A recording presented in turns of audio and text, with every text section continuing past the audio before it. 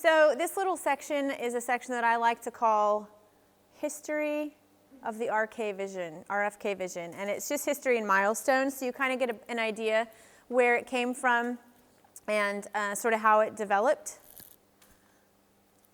Okay, so as you can see, in 1960, Wayne Tesh, who was a pastor, he's 12 years old. He's at a youth camp in upstate New York, and he has sort of an experience with God in which he had a vision. I'm going to skip a bit, and then we'll come back to it. He said, "I can still remember a vision that God gave me in a camp setting when I was only 12 years old. The vision showed me a sea of faces of children from all nationalities and all races. And that vision became a reality at the first RFK in 1985. In 1972, Wayne and Diane moved to California, and they entered full-time ministry. In 1984, Wayne is given an invitation to develop a camp for underprivileged kids. He had already been doing some camps, I think sports camps, different kinds of things, but he was given this opportunity to do this camp. And then in 1985, Royal Family Kids Camps is born. Statistics of abused children in the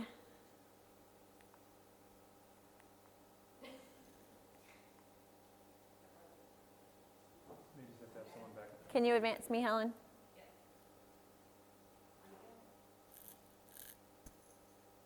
Okay, just stay there. Okay, statistics of abused children in the county that Wayne was from were shocking. In 1983, there were 7,811 mandated reports of child abuse, and mandated is the ones that are actually reported by a doctor, a social worker of some sort, a psychologist, calls the reports of the authority. So, and then in 1984, 10,592 mandated calls were projected. So a huge increase, around 3,000. Wayne was shocked and at the same time was stirred. He realized that possibly the people of God could actually make an impact on those statistics in that county. I think it's interesting to see the beginning of RFK when he was dealing with just a county, and we're dealing with South Wales. But to see through process and through the things that God is doing, just how this number was decreasing. So the number of foster homes was decreasing by 9% each year. And so at that point, Wayne just cried out, "God, these are kids who are wounded and in need of your love." And milestones. Okay, Wayne also says in a book that he's written, "I see how God has planted the dream in my heart to reach out to these kids who'd been devastated by abuse and neglect." And he had the vision when he was 12 years old. During that first week of camp, the needs of the children touched the hearts of all of those who worked at the camp. We realized that if the churches got behind a program like RFK, we could reach hundreds of abused kids every year. So we began to challenge the churches, which is what we're doing in Wales. We're challenging the churches to follow this simple model, organize a one-week camp for abused and neglected kids in your area. Child protective agencies and foster families are eager to send children once they get going, because abused and neglected children miss many normal childhood experiences that we would maybe just take for granted. What's the next one?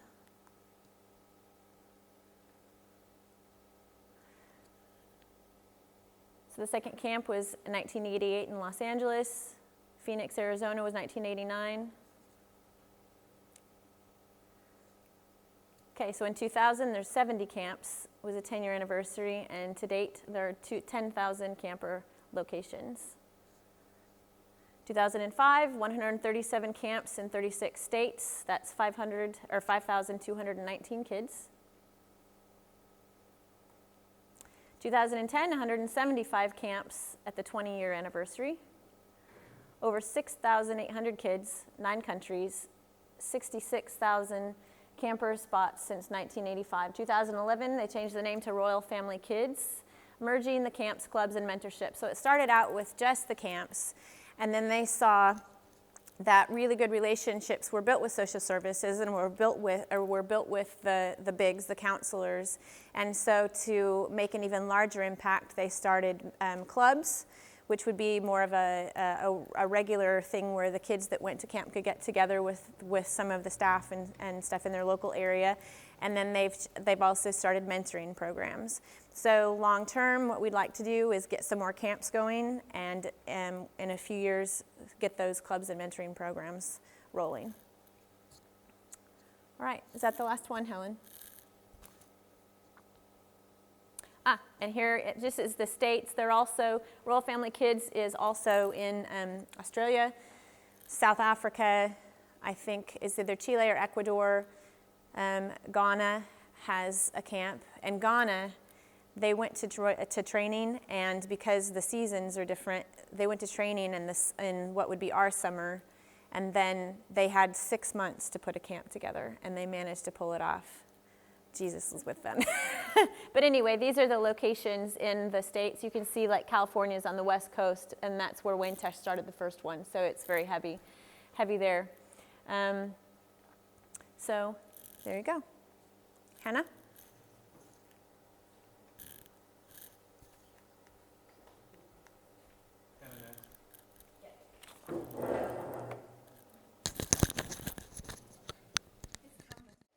In front of you, you've got your counsellor, they call them counsellors in the States, that's Biggs, and staff training manual.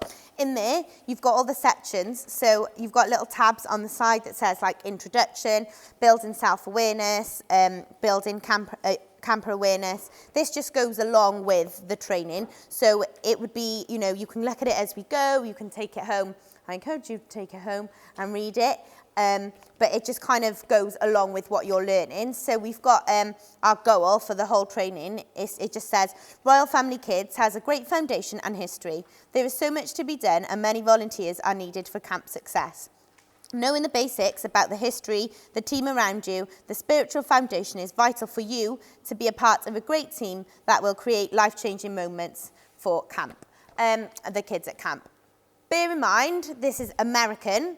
So a lot of the terminology in there is a bit different to ours. I was just laughing at one that it said, it said the roles for the different team members, and it was like, the Bigs to share their PMA, woo! And I was like, that means positive mental attitude to you Americans, but it's, and there was lots of other bits in there that are American, so bear with.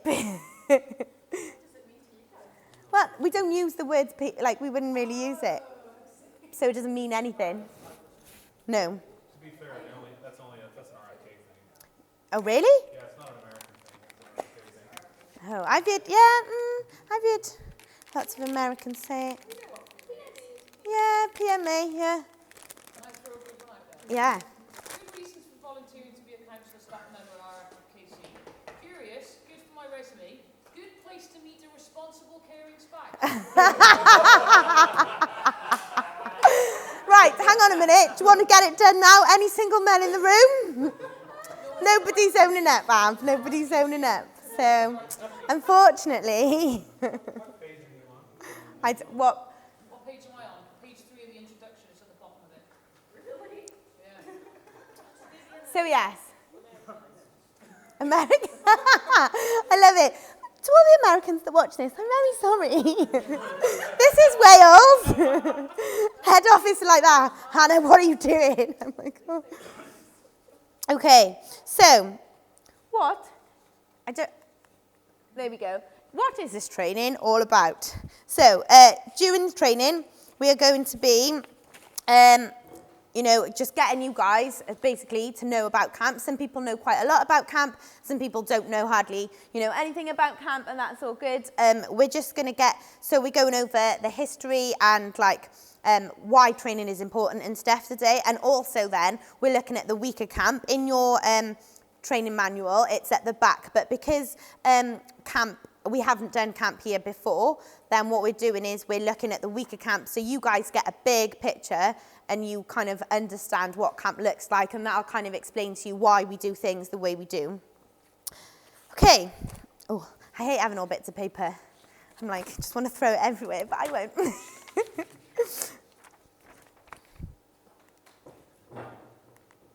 Oh, there we are. I'm not a fan of this little clicker.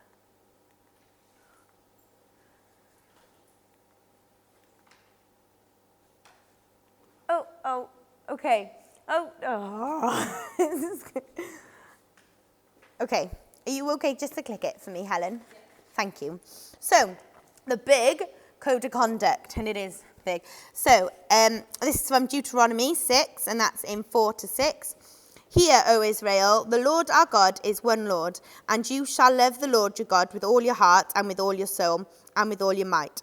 And these words which I command you this day shall be upon your heart, and you shall teach them diligently to your campers, and shall talk of them when you sit in your cabin, and when you hike by the way, and when you lie down, and when you rise, and you shall bind them as a sign upon your hand, and they shall be as frontlets between your eyes, and you shall write them on the doorposts of your house, in the brackets it says cabin, and on your gates. So, how, like, putting that to camp, how do you think that relates to, like, we've got quite a few people who are bigs in here. How do you think that relates to camp? So obviously, like it says, so love the Lord your God. So what we do with our bigs. So people who aren't Christian can come to camp, but we say all our bigs need to be Christian because they're the ones that are assigned to the children. They're with them 24/7.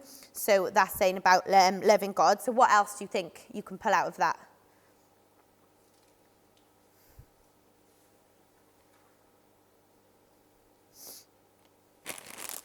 I'll open the sweets.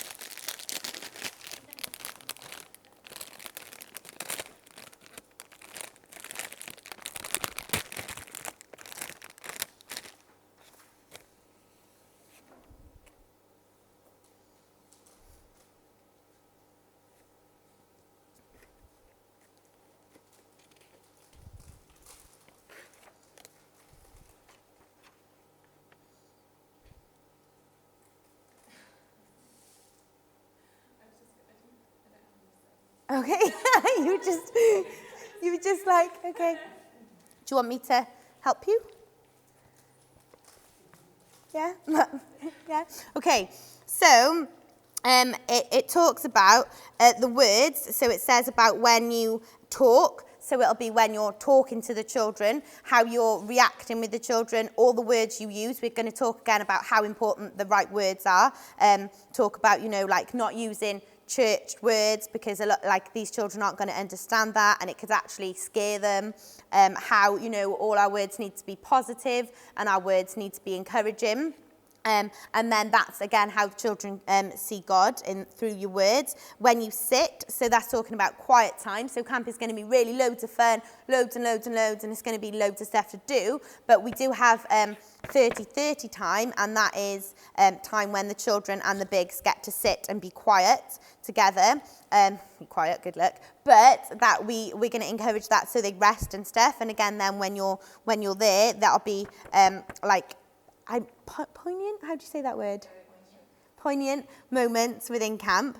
And when you hike, by the way, so actual hike, we will do a camp hike, but also when you're up, when you're being active, it's just basically saying in everything you do, when you lie down, before you go to bed, when you rise, when you get up, just in everything you do, you are the example they've got of God, basically.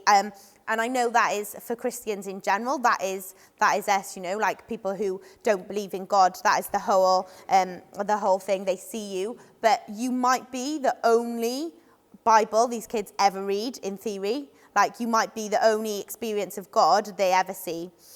So if we go on to the next one, our purpose. So the purpose, this is just stuff that all the camps go by. So everybody who attends camp, all the 200 camps, so however many volunteers, I'm rubbish at maths, that works out. They all go through the same training. So the purpose for Royal Family Kids is to mobilise the faith community to confront child abuse. The mission is to create life-changing moments for children that have been affected by abuse. And then the vision is that every child in the looked after care system, aged 6 to 12, experiences life-changing camp, and then it talks about clubs and mentors. So in the States, they don't just do camp, they have like a club where the children that go to camp come and they have like a, like they get assigned mentors and stuff, and they do that. And the strategy, how we're going to do this, it's launch and sponsor camps, clubs and mentors. So launching, that's what we're doing. We're starting them off. Like you all know, this is the first one here in Europe, actually. This is the first one here. We've got some people in Ireland. They're trying to start them as well. I've been in contact with them. But we are, we're quite a lot further ahead at the moment. And then to sponsor, so that is not just like the camps, not just our camp, but again it'll be, if another church decides they're gonna start a camp to help them and to do what we can to enable them to do it. So our next one is, so our values, you've probably heard some of them, if you're Facebook friends with me or whatever, you'll have seen me put it on social media, but the values are treat people royally, and we don't, it's not just treating the kids royally, it's about treating each other as well. It's how you treat each other, not just at camp, it'll be at training, it'll be when we're together, and then you meet somebody in the street, it's just getting that in your head. And I know that our heart is to do that with everybody anyway, but it's just realising, actually, if I treat them royally, like they're a royal person, which they are in God's eyes, then that is what the heart of camp is, and like I said, to encourage people to do it all the time, not just at camp. And also, it's important because the kids see how we interact with each other, not just them, and maybe all their lives they've seen adults speak nastily to each other, and then when they come to camp and we don't, they're going to see that that's different and that they don't have to be nasty to everybody. So keep moving forward is the next one. It is what it says, basically. So keep on moving forward. There is a time for everything and a time to be still. But at RFK, we're just all about keeping on, a situation happens, you deal with the situation and you keep moving forward. You don't just stop, you don't, just worry about that. You just keep going and keep pushing, like with the children. It'll be like, I'm trying to think of an example. So say a child said, misbehaves or whatever, you deal with the behaviour and then you carry on with the activity. You don't just, that's it, you've kind of ruined it for the whole day. It's about keeping on moving forward in everything we do. And making moments matter. So we all know about how moments, just individual moments matter. So if you'd walked in today and as you'd walked in, I'd said, oh my gosh, you look minging. In that minute, you would have been like, whoa. And that was a moment that could have mattered to you. If you didn't know me, then you'd be like, okay, she's like really rude and weird. But do you know what I mean? Like, and even if you did, you'd probably say, Hannah. But then if you walked in and I said, oh, you look so lovely, like obviously genuine, but you know, not just saying it, but that's just a split second that can change how you feel. Is at the top, and then you've got the bigs. At the end of the day, guys, you are the ones that you're with the kids all the time. You are important. You are like, without you, this camp wouldn't happen. You are the main people that these children build their relationships with. They see it's your actions that, obviously Jesus, but it's your actions, how you show them Jesus, that will have, the most effect with those children. And then you've got the staff there as well. So that's everybody else. And again, you'll all have interaction with the children, and you'll like speak to them on a daily basis. So you've got then the admin staff and the Dean of Men. There's the Dean of Men there he is. That was lovely, Brian. And the Dean of Women, Sophie is our Dean of Women. Some of you know Sophie Moreno. She is Luke, the pastor of our church. She's his wife. And then the assistant director, which is obviously the lovely Helen at the back. There she is. That's a nice little wave. And then you've got the director and the advisors. The advisors, so they're people that I go, what do I do? And they help me, basically. And then you've got the church, which is Cap City Church.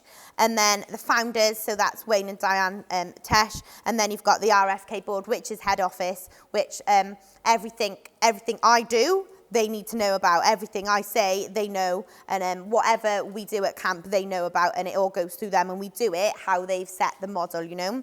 So our typical RFK teams are, okay, on this, it says stay at home staff, prayer partner coordinator. That is not happening. Sammy, you can't stay at home. You need to come on camp. And you're going to pray. You're going to pray. So, but the people that do stay at home, we have a welcome home dinner. There's 45 team that come to camp.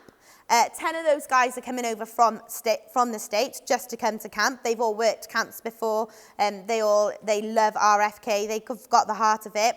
10 of them are coming here literally just to come to RFK because they're that excited about it. And then there's 35 of you guys, people that are all, we're just 2 people short now, so we're just literally like one big, and potentially a photographer. We're nearly kind of working that out, but we've got 35 people. So well done, all of you that are here, because that's really, really good, because training is really important.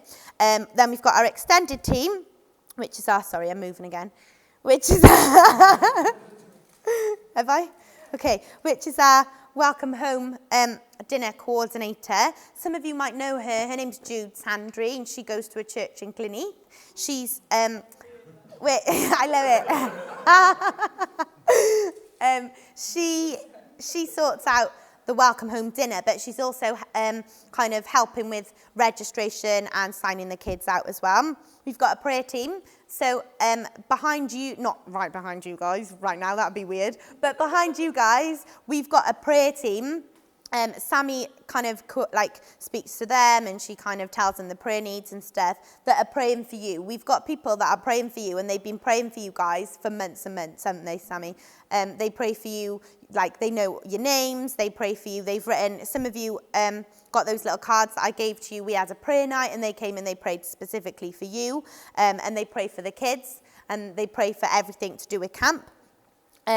Church, obviously it says on here about church staff and fundraisers. We've got a fundraising coordinator, and his name's Graham, and he's amazing. He's got a lot of the fundraising to come in. That's fantastic. Admin, okay. So on site, so you know who's going to be there. We've got the directors, the assistant director. Oh, that means we have to go, Helen. Dean of men and women, social worker. We've got a camp social worker. A nurse, we've got a camp nurse, we've got the activity coordinator, but we've got activities team. There they are, the dream team, as they're calling themselves. I love it. We've got the coach, who's on his phone. We've got, so we've got on here, it says about Bible teacher and music director. That's Scott and Tricia. So for those of you that don't know Scott and Tricia, they are Brian and Misty's best friends back in the States. But Scott actually works for RFK head office, and what he does is he goes and he's an ambassador, and he kind of tells people about RFK, he helps them start up their camps, and they're actually coming. They've been, how long have they been camp directors? Do you know? A long time, isn't it? About 15 years. Yeah, and they're amazing. They're just amazing, an amazing couple. Their whole family are. So they're coming to head up those. And then we've got a photographer. We've got some grandparents. They're going to be our camp grandma and grandpa. And then we've got an aunt and uncle. And then we've got our Biggs. Woohoo! Biggs, you should be more excited. Bless you. Biggs, you should be more excited. There you go. You're excited. You're okay. You're excited. Good. Good. Okay. You're reserving it. Okay. Keeping it, storing it all up. Okay. Okay.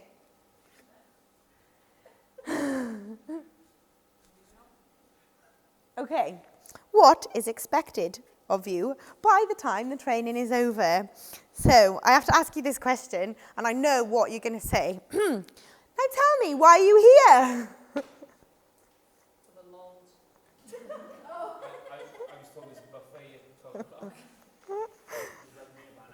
I rang you up about an hour ago and told you to get out of bed. I know. Thanks, Abs. Because I knew you were going to say this. We want the kids to have a great camp. Yay! Okay, everyone watching, that was Sammy and Abby. They gave good answers. When Scott and Trish again, they're going to be like, well done, Sammy and Abby. So, we want to prepare you to be able to change the life of children, a child affected by abuse, by the time the training is over. So, I know that a lot of you have experience working with children anyway. I know that. And I was listening to a leadership podcast from RFK, and they were explaining about the training. And they were like saying that, there's like, if you were going to a job, you'd have to do a lot of training to do your job. And they were thinking, why is there not just more training, with Sunday schools and with camp and stuff that actually really does have eternal consequences. I think if you actually think about that, that's amazing. You actually, this is eternal consequences we're talking about. It's not just, oh yeah, we're going to rock up and have a good time. You really, really, obviously God through you really can change these kids' lives. So we want to make sure that you guys are, we know you are, but we want to make sure that you're committed to doing it, to come into training. And again, you'll be like, I know that stuff. But also on the podcast, they said, and I thought it was a really good thing, they were saying that you could be the best volunteer, you could be the best person with kids, but if you've never come to an RFK camp, you could come to camp with that if you didn't do the training, and you'd be like, why are they all doing that? Or why are they all going there at this time, Why are they all wearing purple? All those kind of things. Why are they all using certain terminology like 30-30 time and making moments matter? Why are they using that? And unless you've come to the training, it doesn't matter how qualified you are or how good you are or how gifted you are, you'll still not know exactly the heart of camp. So it is just really important that you guys come, and we really appreciate it that you're giving up your time to do this. So our next slide is a little quote about training, and it says, learning is not attained by chance, it must be sought for. And it's just explaining about, the importance of making sure you do come, you read your manuals. Helen, she powered through and she kept moving forward and she got those manuals printed. And it's really important. Even like I said, even if you know a lot of the stuff, it's just good just to go over it and to refresh yourselves with that.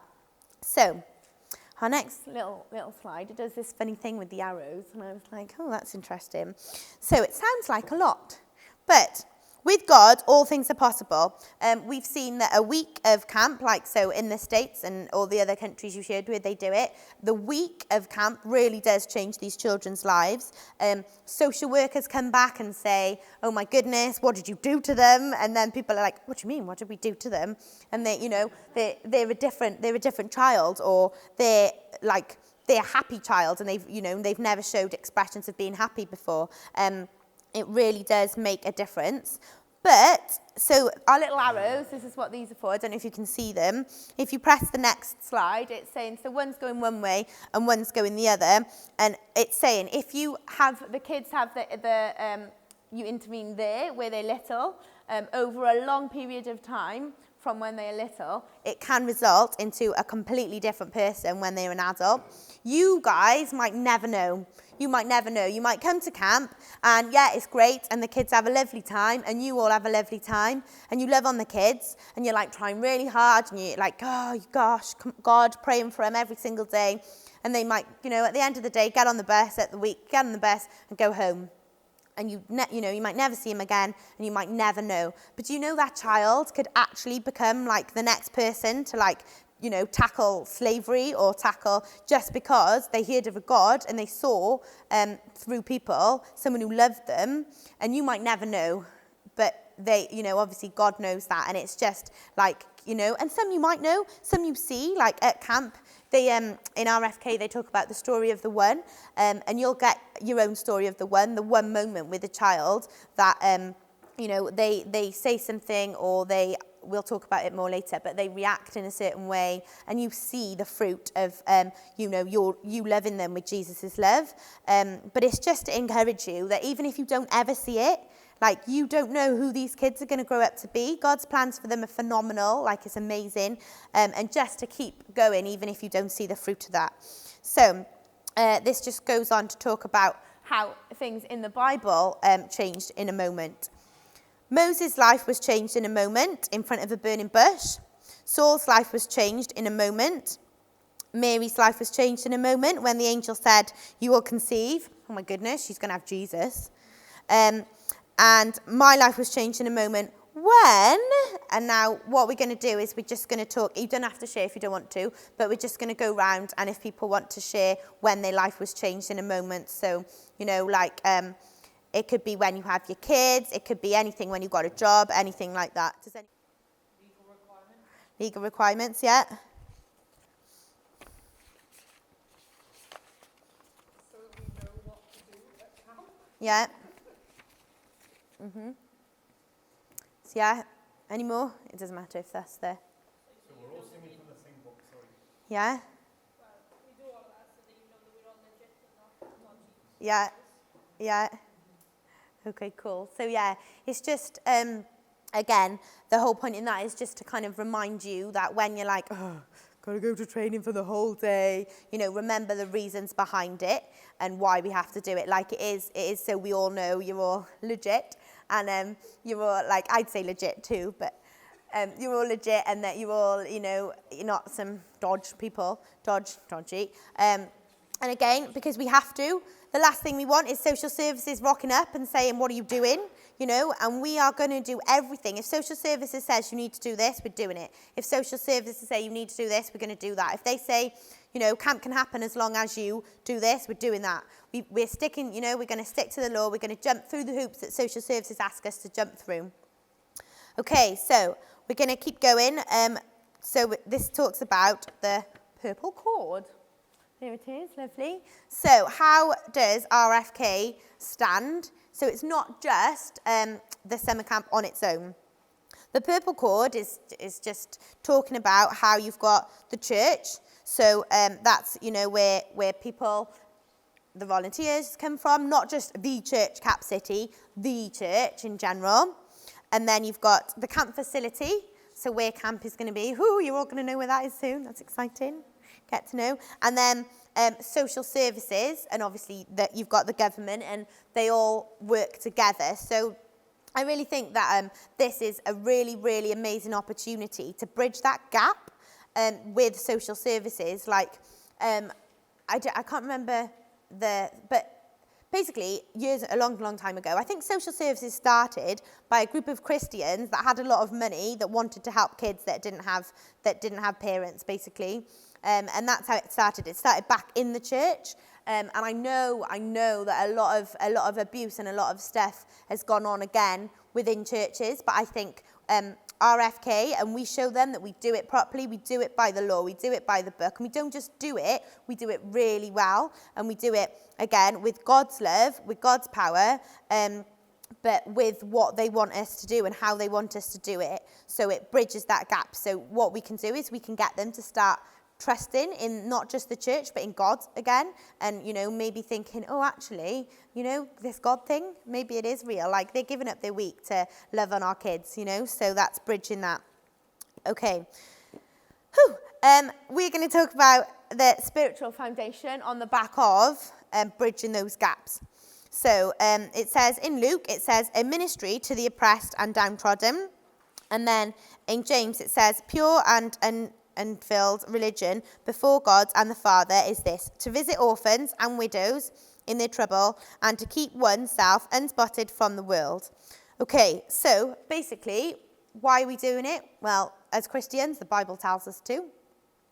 And two, because it isn't a church camp, we're doing it to, again, like be the feet of Jesus, basically.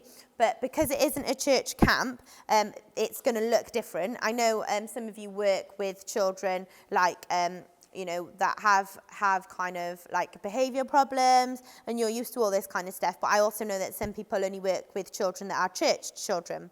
So on the next slide, it talks about, there we go. it talks about social services and how we are identified as a multi-denominational, faith-based organisation. So when social services ring me and they say, hey, I need to know this, which is good, they're supposed to, that's what we tell them we are, because that is what we are. We're multi-denominational, denominational, thanks. And we tell them we're faith-based. We tell them at camp, the kids hear about God, as in they do Bible stories. They sing songs that have God in it. And do you know what? They say as long as it's not more about God than school. And in schools, they sing songs about God. They learn stories from the Bible. And then again, obviously, we'll have teachable moments at camp and we'll talk about those as well. And again, the children can receive a Bible as a gift. At camp, if the kids say to you, I don't want to go in there because I don't want to listen to a story about God, you kind of say, okay, we'll do something else. And again, it's optional. But when all the children are doing it, like 9 times out of 10, they'll all want to join in and they'll all get to experience those things. So this camp, again, is different from a regular church camp. They're not church kids going to church camp. They're community kids going to community camp. If you go into the one about what you might hear, yeah, there you go, cool. So, again, be prepared. If you're used to working with children in church, that's great, that's fantastic. But there'll be stuff at camp that probably shocks you, that you probably don't know how to cope with, even if you work with children that react to things in certain ways. There'll still be things at camp that'll probably shock you. So you'll probably hear like foul language because they don't know that that's not okay. They might just speak like that. They might have just heard that all their lives. You might hear heartbreaking stories. The children might tell you stuff that's happened to them. And next week at our safeguarding training, you're going to get all the tips and all the, practical stuff of how you deal with that, like about when they say stuff to you, don't go, oh my gosh, or, obvious things like that, but how you react. See bad behaviour, and you might even see sexual behaviours displayed at camp, because, these children have come from situations that they might not know that that's wrong. They might think that that's okay to behave like that. And, I know that it would take me, I'd have to step back and think, wait, how do I deal with this? What did I learn in the training? Hang on, right, get myself together. If we got people to support us, yes, to then go and deal with that. So it's about, not running in and thinking, oh my gosh, they're doing this, run straight into the situation. But it's about preparing yourself and knowing that even though these kids could be, they could be like kicking off, they could be telling you they hate you, they could be, using all the swear words under the sun. It's not personal. It's not about you. It's about the children. So just try and remember that at camp, and when you're praying about camp, and when you're thinking about camp, and when you're thinking, about yourself and how you're going to kind of prepare your hearts for camp, that it's just how these children behave. They don't know any different, That is just how they've learnt, and they think that that's okay. We also need to be careful of our Christian language. If you went up to a child and said, God will bless you, like, whoa, or wash you in the blood of the lamb. Oh, my goodness. If someone walked up to me and said that, I'd be like, calm down. And I know a lot of you, and I know that a lot of you don't even speak like that in general. But all joking aside, it's actually abusing them. If you try and speak to them in that way, if you try and push your faith on them, that's just as bad, because there's another person in their life that isn't letting them be who they are. They're not letting them be who God has created them to be. Like, if you're pushing that on them. But some stuff we don't even think about. Like, we say the word blessed. They might not even know what that means. I say blessed quite a lot. Can anybody think of any others that we say quite a lot? Father God. These kids might have been abused by their father. Can you think of any more? I will lift you up in prayer. Yeah, I'll lift you up in prayer. Oh, okay. What they genuinely would expect you to pick them up. And literally all these things that we say, we need to think what we're saying, you know? We need to think, I know, can you imagine? Yeah, exactly. I know. Even, I'm going to pray for you, they might not know what that means, you know? So, again, we'll go through what you can do at camp with how, you know, oh yeah, well, we believe in Jesus and yes, right, and they're going to know that, but there's certain ways on how we do that. Okay. I've talked about that.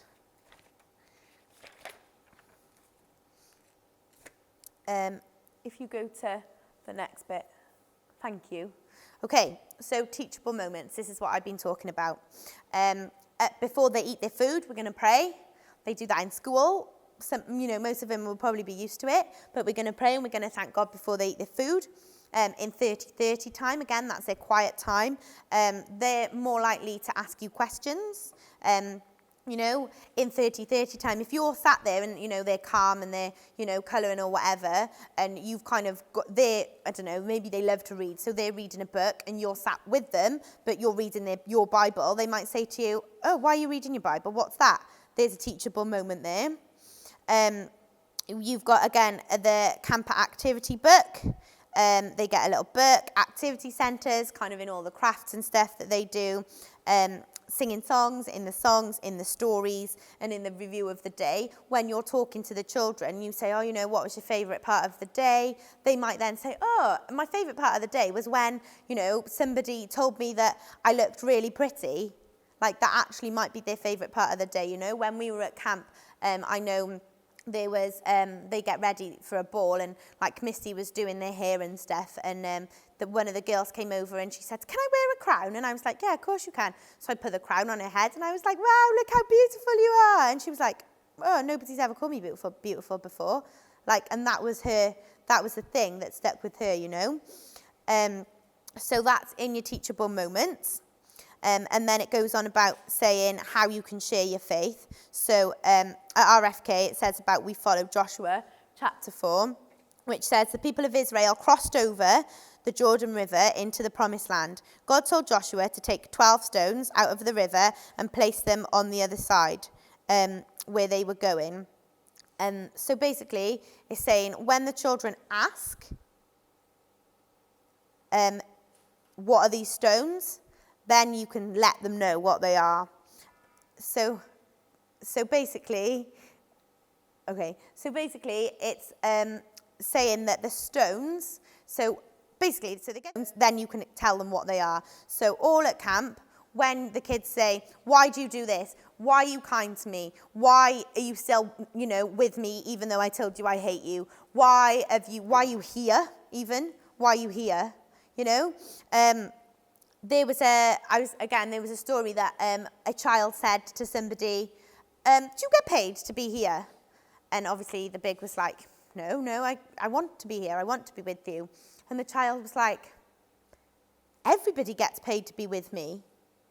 And the big was like, no, I don't get paid. You know, I want to be with you. I'm really excited for camp. I really wanted to meet you. And the child was like, no, everybody gets paid to be with me. My social worker gets paid to be with me. My support worker gets paid to be with me. My foster carers get paid to be with me. And the big was the first person that they'd known about that wasn't paid to be with them. And the child couldn't believe this person wanted to be with them that much that they weren't getting paid. And I was like, you know, just stuff like that is crazy. And then there's our little stones again, talking about music and breakfast club. And, you know, all the times when the children, you know, might ask you in the drama, they watch a drama about, like, running shoes and stuff like that. And they're going to ask you questions because you all know that's what kids do. They ask. So that's when we can tell them.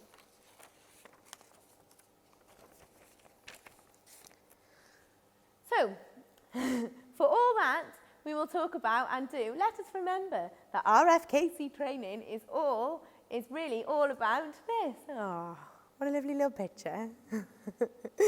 If you go into the next slide. The Bible scripture is from Mark, and it says, and they were bringing children to him, and that he might touch them, and the disciples rebuked them. But when Jesus saw it, he said to them, Let the children come to me. Do not hinder them, for to such belong to the kingdom of God.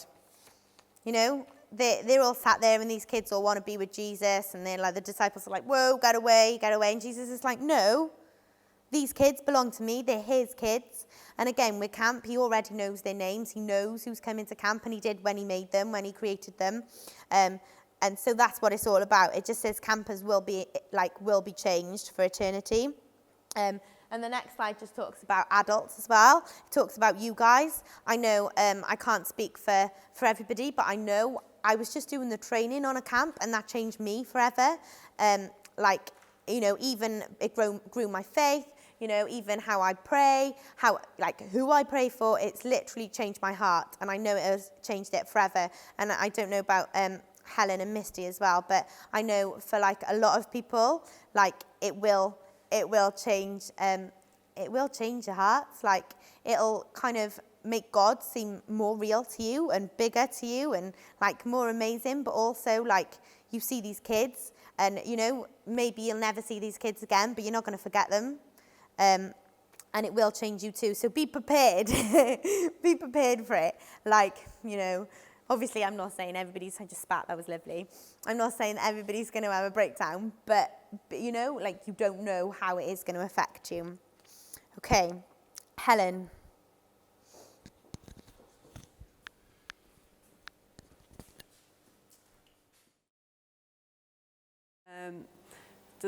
Me, Hannah and Misty, we found it an incredibly intimidating challenge, but we knew that God had ordained it, and we had an incredibly supportive church behind us who believed in us and believed in the vision. And today is proof that it's happening. And we just are incredibly blessed to have all of you guys here with all the talents and gifts and experience that we don't have, the three of us together. So we're just really privileged that you're alongside us with this and believe in it. Just check. So, we are groundbreakers. We are the first ones in the UK, first ones in Europe. Royal Family Kids is a very well set out organisation. They have manuals. It's a bit like a franchise in some ways. They've worked it out and they passing it on. But there's a lot of things that we have to change due to being over here. Not only culturally, legally, we've got to meet all kinds of different safeguarding policies. So that's been quite a lot of work, but Hannah's done amazing things with other social workers that have really come alongside and helped us. God's always provided people along the way that have been the right ones to advise us in the right ways, and it's been incredible that his provision in that. And we're all new in this. So all of you never been to a camp. Misty, did you go to camp? Might have gone to a camp, but apart from the training, we've never been to a camp either. So we're all learning this together, but that's great. This is the venue. It's in Herefordshire. It's beautiful. It's right in the middle of the countryside, loads of grounds, it's just really quiet. All you can see is hills. It's this beautiful old building. It has a swimming pool, has a little mini football pitch and a little volleyball court. It's got a couple of halls in the building, one of which will be used just for the craft centres. And the people who work there have really, really kind of caught our vision. They're really hospitable. They have treated us royally every time that we've gone there. And we're just very confident this will be an amazing place to be. So, answers to prayer so far, you guys, as mentioned. We have a budget of 22 grand. We've got over 18,000, which is incredible. So thank you to all those who've done loads of fundraising. And can I encourage you, if you haven't, to keep going, because we do need to meet that budget. It's not an optional budget. So please keep going. We're trying to fundraise. And if you need any pointers or ideas, speak to other people around you, because some of them have done something already. And right, that's it. So, bit of our participation again. I want from everybody, if you can either think of a question or a takeaway. We want 3 of them. So 3 people are going to have to speak, either a question to us or something that you've learned and you can take away with you. Go.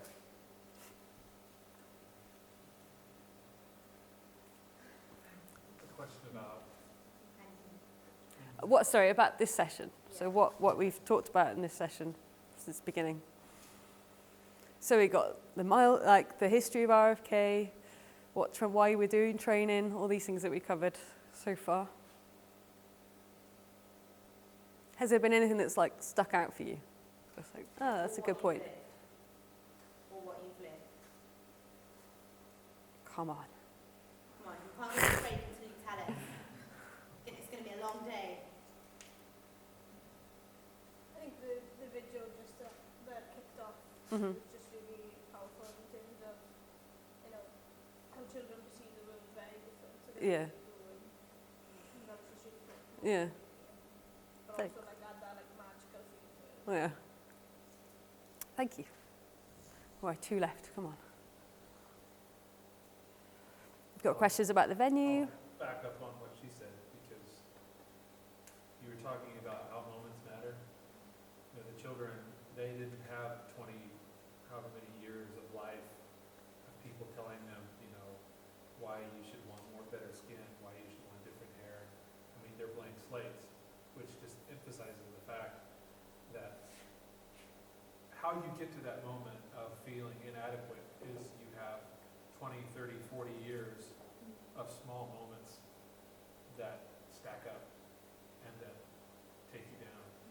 And if we can offset 5 days of those moments somewhere else with 5 days of great experiences at RFK, we could have an effect on that little child 30 years in the future. Thanks, Brian. I think it's great that we found saw that need like with these children and like didn't just have the compassion, they were moved into action, and then you guys have seen like caught that vision and not just thought, oh that's nice to do, you actually run with it, and then you moved, and that's Thanks, Anna. Wow, we did it. Well done. Good job. All right, so Okay, so Hannah. before you go to break, I'm going to put a rule into place. Oh, a rule. Okay, so you can't go anywhere on your own. And One of our goals in this section is that there are a lot of things happen at camp, whether you're a rookie or a veteran volunteer, which in this room, most of us are rookies. And you have to come prepared. And part of the success at camp will depend on what you know and how prepared you are. So this section is going to help you be and feel more prepared for the entire week at camp. Okay, number 1 is getting ready for camp. Dress code. Okay, the key word in this little section is modesty. Modesty at camp attire for men and for women. Why would this be? Why do you think modesty is such an important thing? Is this somewhere in the book or no? Yeah. Section 8. Why would modesty be such an important thing for this for camp? You can't apply your shoulders goes off. Exactly. The kids could have had inappropriate things happen in their life, so I think it's to not, Right. yeah. Yeah, there's a whole lot associated with that. When you have kids that come from whatever backgrounds and maybe very sexualized, it's important that we go above and beyond to be modest. And we The kids like swimming, so if you've got somebody weak t-shirts in the pool as well. exactly, yeah, and we'll cover that. But we also represent a church family, and a lot of these kids have never been around a church family, and so we also represent in that aspect as well. Shirts and shorts should have ample coverage and should be in good repair. So for instance, shorts that are short enough for your pockets to be hanging out the bottom, probably too short. You know, and I know it can be hard, you know, I was going through Primark the other day and there's such a huge selection of shorts, but most of them are like so high. So be aware of that. If it's when in doubt, err on the side of more modest than less modest. Not oh, I think these will be okay. If you have to think, I don't know, go longer, okay? No quick alterations such as like cutting your necklines, tying sides, or cutting off sleeves for shirts and cut off shorts, okay? Women's tank and tees. So women's tank and tees? Yes?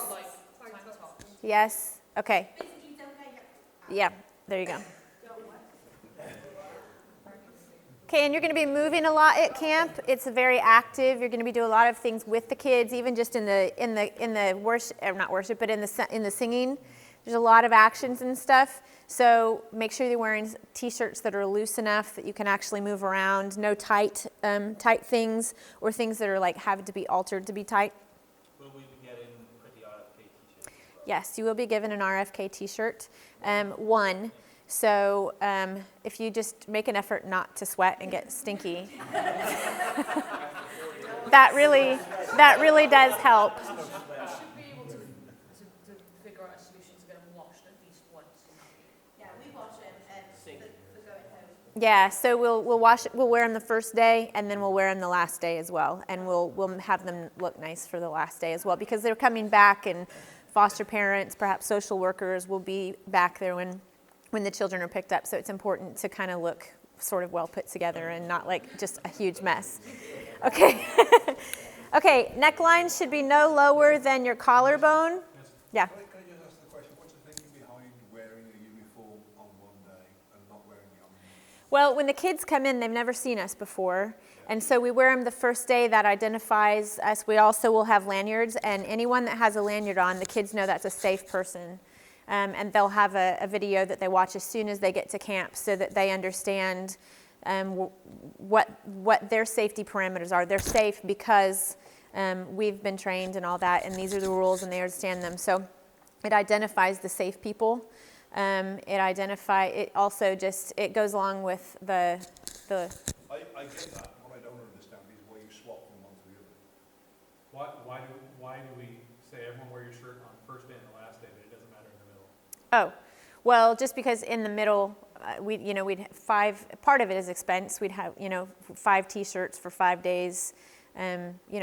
Maybe someone wants to donate and we could, it's possible that at some camps, but in general, just part of it is a cost thing and part of it is the lanyards we wear every day. The first day, you want to have your shirt on because the kids haven't seen you yet. Yeah. Camp. And the last day, like you said, we're sending the kids off and the parents are coming back. And so we wear them too, just like for professionalism. And Yeah. The other thing as well is, I reckon it's a good thing that people don't wear them, is because they'll look like every other foster carer in that kid's life if they wear it every day. Because foster carers and people who work in the care system will always wear their tops, whereas actually what we're trying to do is we're not like everyone else in their life. That's the idea. So for me anyway, personally, I think it's a good idea that we don't, but that we show an example of how to wear clothes properly. So their parents and their brothers and sisters might wear inappropriate clothing, but what you're doing for 5 days for those kids is they're seeing an adult be appropriate and not just wear a t-shirt because they're part of an organisation. It's like, no, I'm Abby, I'm not royal family kids, I'm a person, I'm an individual. So I personally think it's a good idea. If somebody wants to wear it, that's great, but maybe they can get different colours so we don't, we're not always just like a foster care system. Yeah, Hannah, do you have anything to add to that? No, just that, it's all spot on, and just that we always wear our lanyards, so the kids get taught that only people that have their lanyards on are the safe people, Right. basically. So we always have them on, like, all week, and anyone who comes onto camp, who leaves camp, has a lanyard. Obviously, we know we're there then. So for the kids at home, Hannah just said that everyone has their lanyards on every day of camp that identifies us, says we're safe people. Okay, did that answer your question? Do you feel? It does, and because of the nature of the kids we've got and the way you replied to that question, I understand the logic behind it. Whereas with other camps, I would say that there's a point to be made that wearing a uniform all the time Right. identifies us to outsiders in particular as well. People may come onto the camp, etc. and so forth. So I get the point. Excellent. I just wanted to know what the ethos was behind it. Good question. Thank you. Super. Okay, so neckline should be no lower than your collarbone. Tank tops, bra straps should be covered.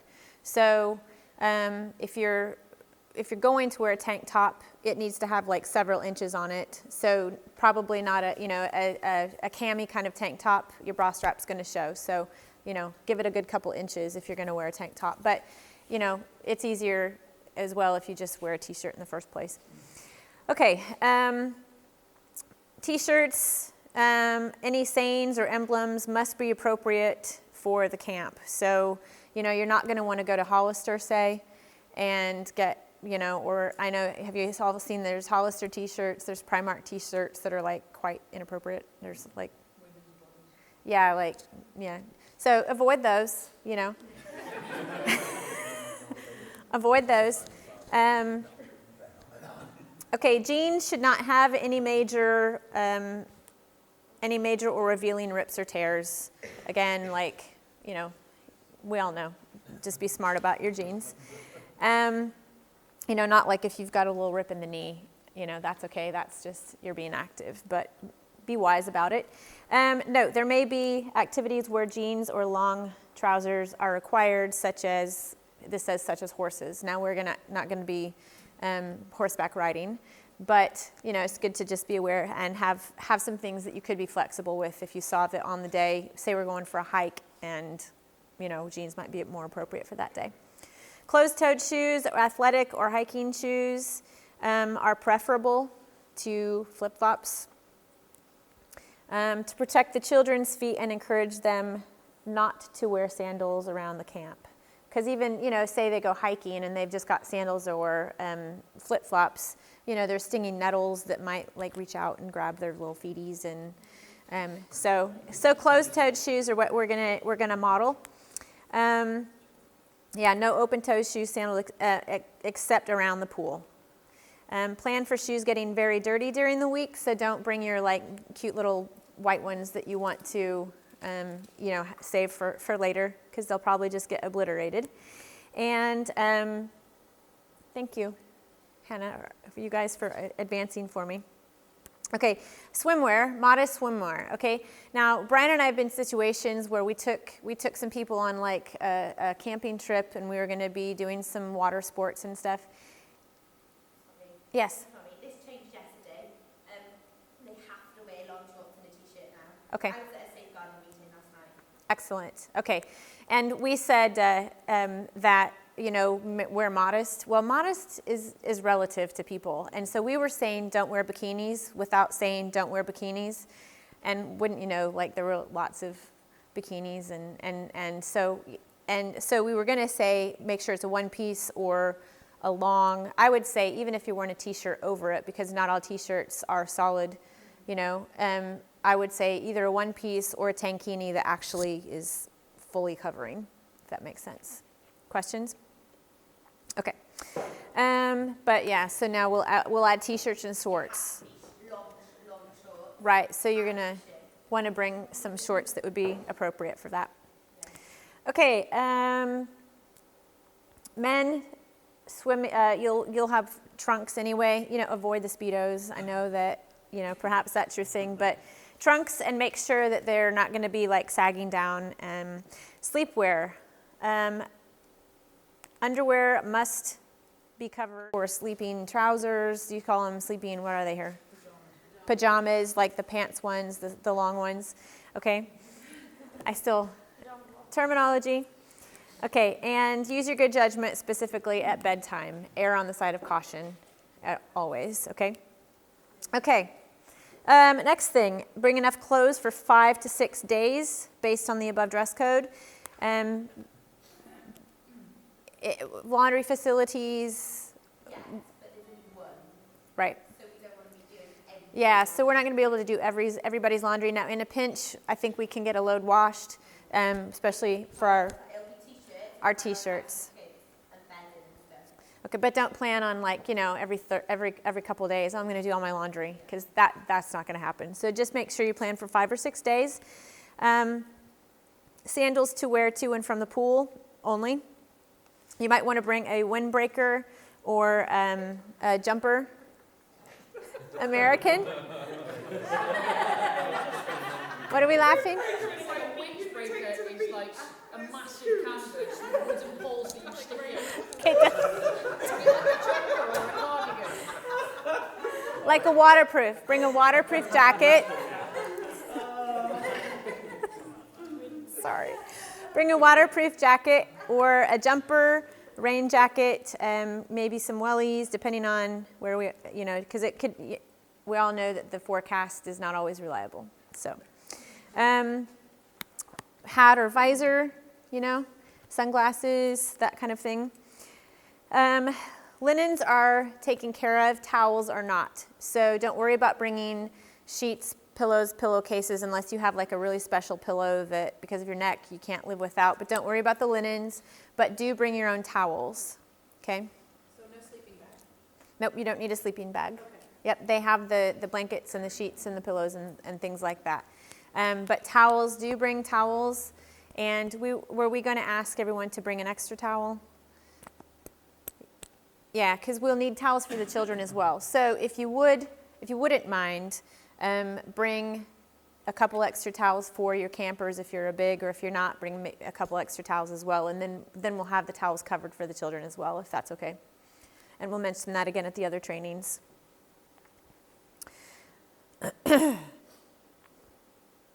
Washcloths, if you want to bring a washcloth for yourself. Bug spray, it says bug spray. We don't have really bug spray. Bugs, do we? Not so much here. Do you? Yeah. Okay, so if you want to bring bug spray, toothbrush, toothpaste, shampoo, hairbrush comb, sunscreen, chapstick, snacks, and flashlight, and your Bible. Did you say snacks? Yes. You explain snacks.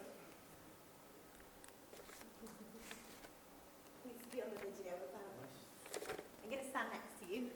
Here. Okay, Thanks. I'm going to find something. So Thank you. Okay, the snacks, basically, you can bring snacks for yourself. So again, at camp, the kids are supposed to see, like, they're supposed to get all healthy meals and stuff.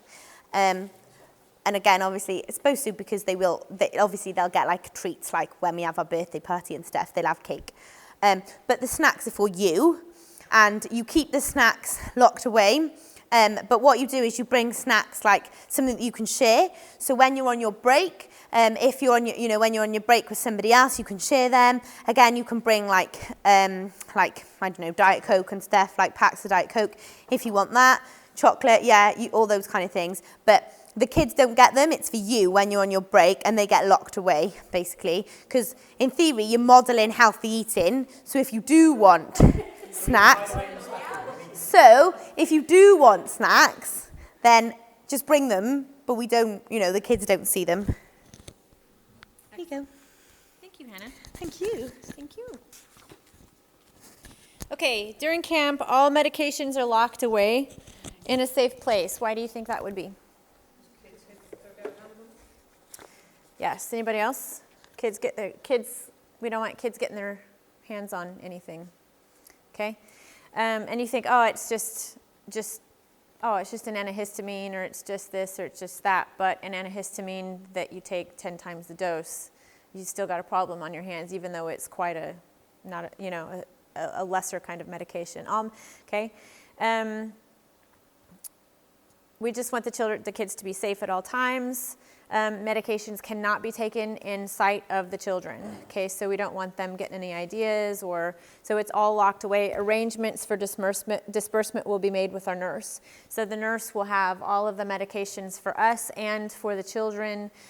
She'll be available, so if you needed something, you'll either find her, you'll find Hannah. We'll be walkie-talkie together, so it won't be a problem to get you something if you need it rather quickly. But it'll all just be locked up just for the safety of the kids. Mouthwash, I don't know if there's like people that are like, I just can't live without my mouthwash. I have to feel fresh. But that has to be kept at the nurse's station, so it's probably just easier to just brush your teeth really well. Okay, because why would that be? Because mouthwash contains alcohol. Excellent. I'm presuming that gum is going to be a no-no just in general across the camp. Gum. Has gum ever come up, Hannah? No, they haven't said anything about it. But I would just not take it as in, if you take it and you have it on your break, whatever, but you don't, we err on the side of caution as in we don't want the kids to get hold of it. And if you're happy to just chew it for 15 minutes on your break and then put it in the bin, that's fine, you can do that. But again, it'll be locked away with your snacks and your everything. Okay, so Hannah says that gum will be locked away with the snacks and things. And so if you want to chew gum on your breaks, that's perfectly fine, but we'll err on the side of caution so that it's locked away from the children. Okay, thank you. All right, so who goes and who stays? A team of staff is needed to set up camp and to be at camp when the children arrive, which is the most awesome thing ever. When the kids arrive and we have their signs and we're going absolutely stark raving mad, screaming and cheering, it's so awesome to see their faces.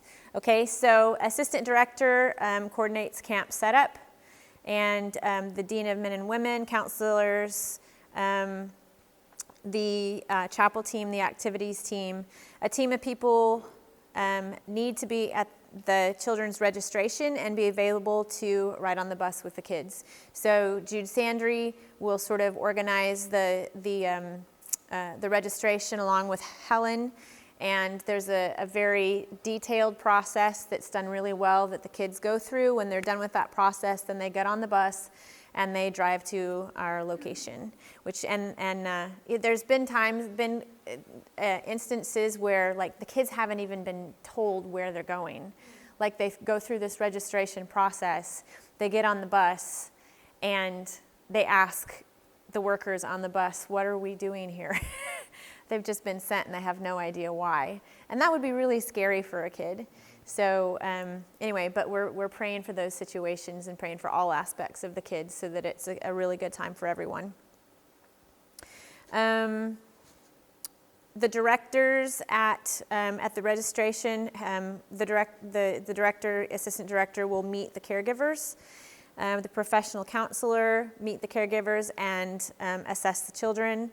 The medical professional, so our nurse, receives the medications and meets the caregivers, and we go through a fine-tooth comb all of the medication. She actually looks at the medication. She counts every single pill because sometimes they won't send enough. And then we have to get on the phone to their social worker and say, hey, we don't have enough pills for the whole week, and then they have to call the doctor and more medication has to be sent. So nothing is left to chance or just assuming that people have counted and done their job right. So, be praying for our nurse, because that is a big job to make sure that every little thing is perfect for the kids. Let's see here. Photographer, document registration, the ride, and the bus welcome. So the photographer's taking pictures of everything from the time they come in with registration, they get on the bus, when they arrive, they're taking pictures the whole time. Videographer, I don't know that we're just taking stills this time. There'll be some video throughout the week, and then at the end of the week we'll have like a sort of a little highlight video.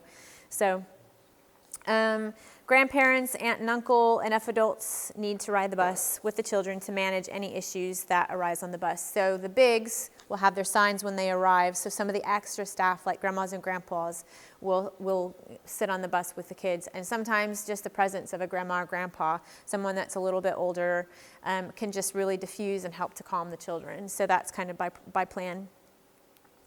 Okay, attitude. Attitude is everything at Royal Family Kids Camp. Going in with being positive, being flexible, it's expected and needed from every adult at camp. So with everything that we do, we have to keep in mind that it's all about the kids. Nothing is about us. And we sort of lay down ourselves. We take up our cross, we lay down ourselves, and we just think about the kids. You think it is really a local missions trip. We are, even though it's not a Christian camp, we are presenting Christ to these kids, and we think of it as such. It's a local missions trip. It needs to be thought of in terms of the sacrifice, the commitment, and the service for the kids. We're here for the kids. We're going to support our director. There's a lot going on. Hannah and Helen have a lot of responsibility. The buck kind of stops with them. So we're going to lift our director up in prayer, our assistant director up in prayer. We're going to support them any way we can. We're going to have grace with each other. This isn't in the notes, but we're going to have grace with each other. Okay, we're all different. We all have different personalities. We have different triggers, we're all different. And so, let's say a little thing arises where maybe someone accidentally did this or whatever. You move on. We have grace. We move on. We love each other, and it's for the kids. It's not about us. So we're not going to get offended. We're not going to make a big deal about things. We're going to move on. Your director's made a tremendous commitment and effort. It's a good thing that you're not doing this section. It's good that I am. She's made a tremendous commitment and effort to bring this camp to reality for the children in South Wales. Hannah's accountable to not only the church, but to RFK Incorporated for a well-run camp that complies with all of the agency rules and guidelines, not in the States as well, but she has an extra job in translating that to here. Keep in mind, RFK's values are to treat people royally, keep moving forward, make moments matter. That was excellent. What was it? Treat people royally, keep moving forward, make moments matter. How do you make an M? Is this okay? Okay. Let's see here. Non-counseling staff. Counselors are in for a long, hard week. So we're going to pray for the bigs, okay? They're in for a long week. They're working around the clock to make sure that their campers are having the best time possible. And so we're all going to support them. If you're a non-big, you are supporting the bigs as well. They will take this job very personally and will likely not ask for assistance or relief. And we've seen that to be true. They're with those kids constantly through struggles, through tantrums, through it all, and they remain patient and loving, and it is absolutely amazing to see. This is not to say that the non-counseling staff won't be working hard as well, because the non-counseling staff, the non-bigs, will be working really, really hard. But the reality is that as part of the non-big staff, you're only responsible for you, while the counselors, the bigs, are responsible for themselves and two little ones who like to be sort of doing whatever they like to do, which is difficult to keep up with them sometimes. We as the body of Christ need to do everything possible to lift them up and guard them from adversity and exhaustion. Okay? So we're going to pray for them. We're going to be aware of signs of, are they becoming dehydrated? Are they not drinking enough? Are they really genuinely, like, we're all going to be tired, but are they genuinely like having like severe fatigue? Something like that we would have to maybe address. Help them wherever and whenever you can throughout the week. Excellent. Is there one more slide? Okay. Is that it? Yay. Any questions?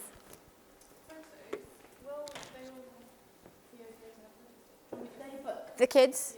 Yes. And we'll get to that. Actually, I'm going to show that later this afternoon. But yeah, the kids will have pictures taken of themselves, and they'll get to have, because a lot of times, and I'll cover this later, but a lot of times kids go, if they get moved a lot, because for one placement didn't work out, sometimes in the move, their things get lost and stuff, and so they grow up maybe not having that many pictures of themselves, and so we're going to make sure that they go home from camp with pictures of themselves, having wonderful, fun experiences. Quickie for me.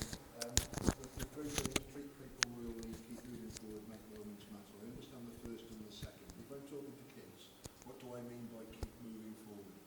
Well, it can be in like smaller situations, as we always have to keep in mind, like if there's, say, a setback at camp where maybe a child has a behavior moment where we have to deal with that. It seems like at the moment quite a dramatic thing. So we deal with it. We deal with it in a positive way, and then it's done. Hey, let's go do it. Let's go have some more fun. But also that helps them to understand the bigger picture, that even though at the moment where they are in life, it may seem quite daunting, they may not see a lot of hope for their life, but hopefully what we can model is that, no, actually, we know in Christ there is hope, and he does have a plan for them. And so God works in process. And so it's kind of like a big picture to help them think, to keep moving forward, that there is hope for the future. And sometimes the camp every summer is one of the only things that they really have to look forward to. It's the one stable thing in their life. They're getting moved around, they're getting shuffled, people are inconsistent, different social worker, different carers. But when they get to come to camp year after year, it's like the one stable and hopeful thing that they have in life. And so it's kind of it's in the situational, and it's also the bigger picture of keep moving forward. Does that help? Yeah, thank you. Okay. So I get to do the lovely fun policies and procedures and rules part, but that's okay, because I'm all about policies and procedures and rules now. So, camp policy. Let's just make sure I don't miss anything.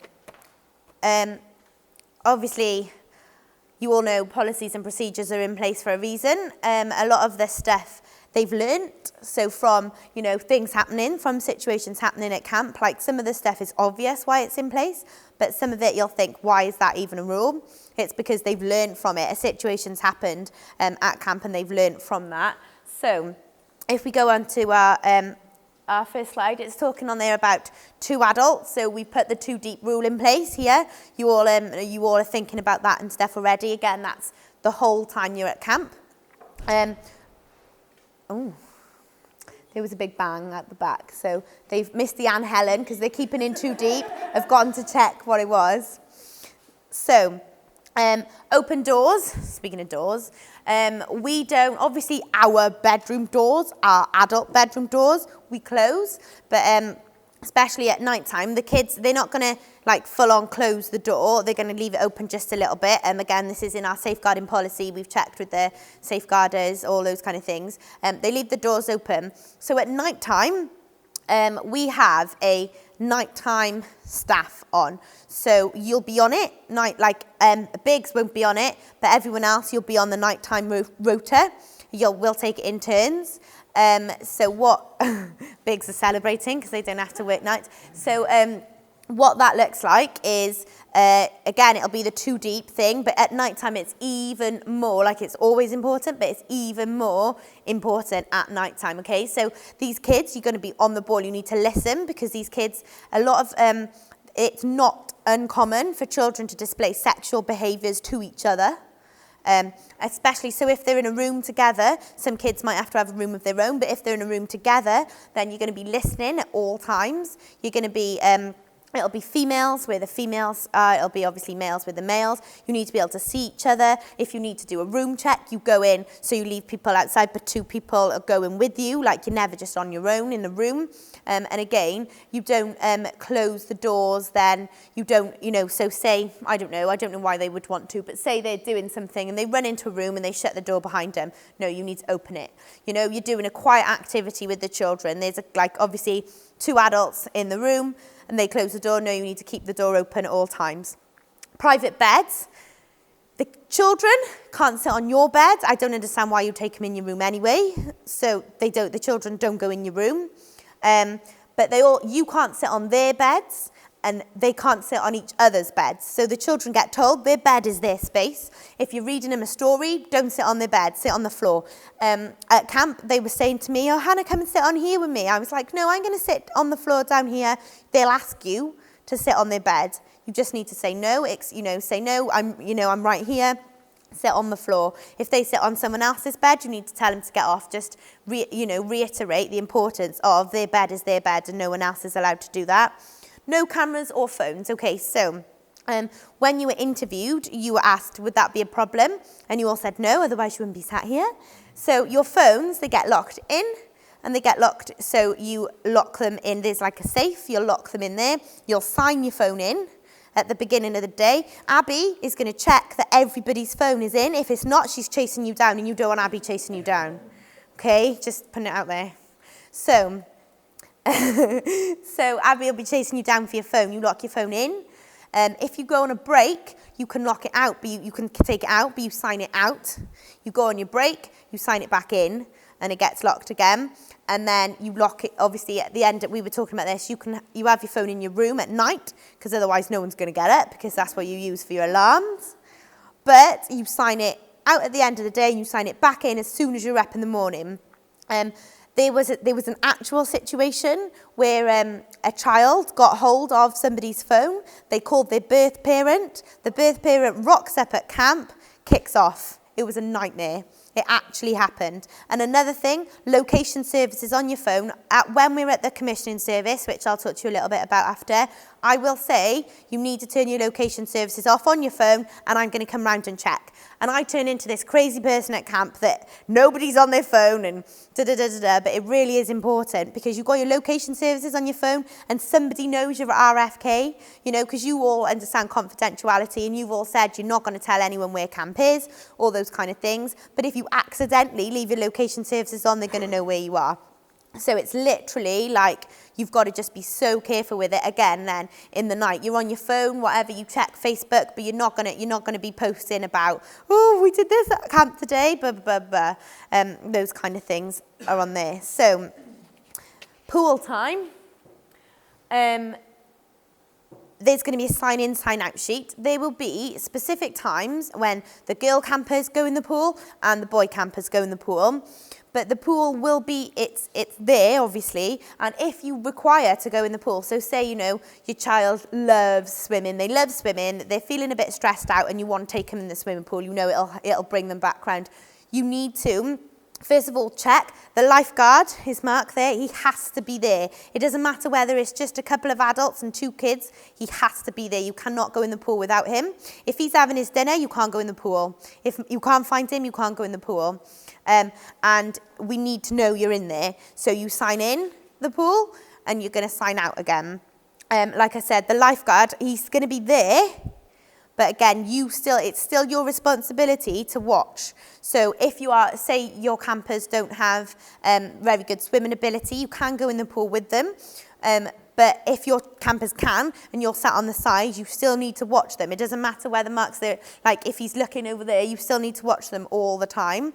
And also, it is to have fun, but be mindful what is happening underwater, okay? So in swimming pools, kids grab on you, they can't. That's not okay. You need to put them back in the pool. They grab on each other. They can't do that. You know, you need to take them. It's all about, again, positive boundaries. Boundaries are a good thing. Positive boundaries to make sure, you know, you are on top of everything that is going on. You know, they're just splashing about or whatever because stuff, again, could go on underneath the water.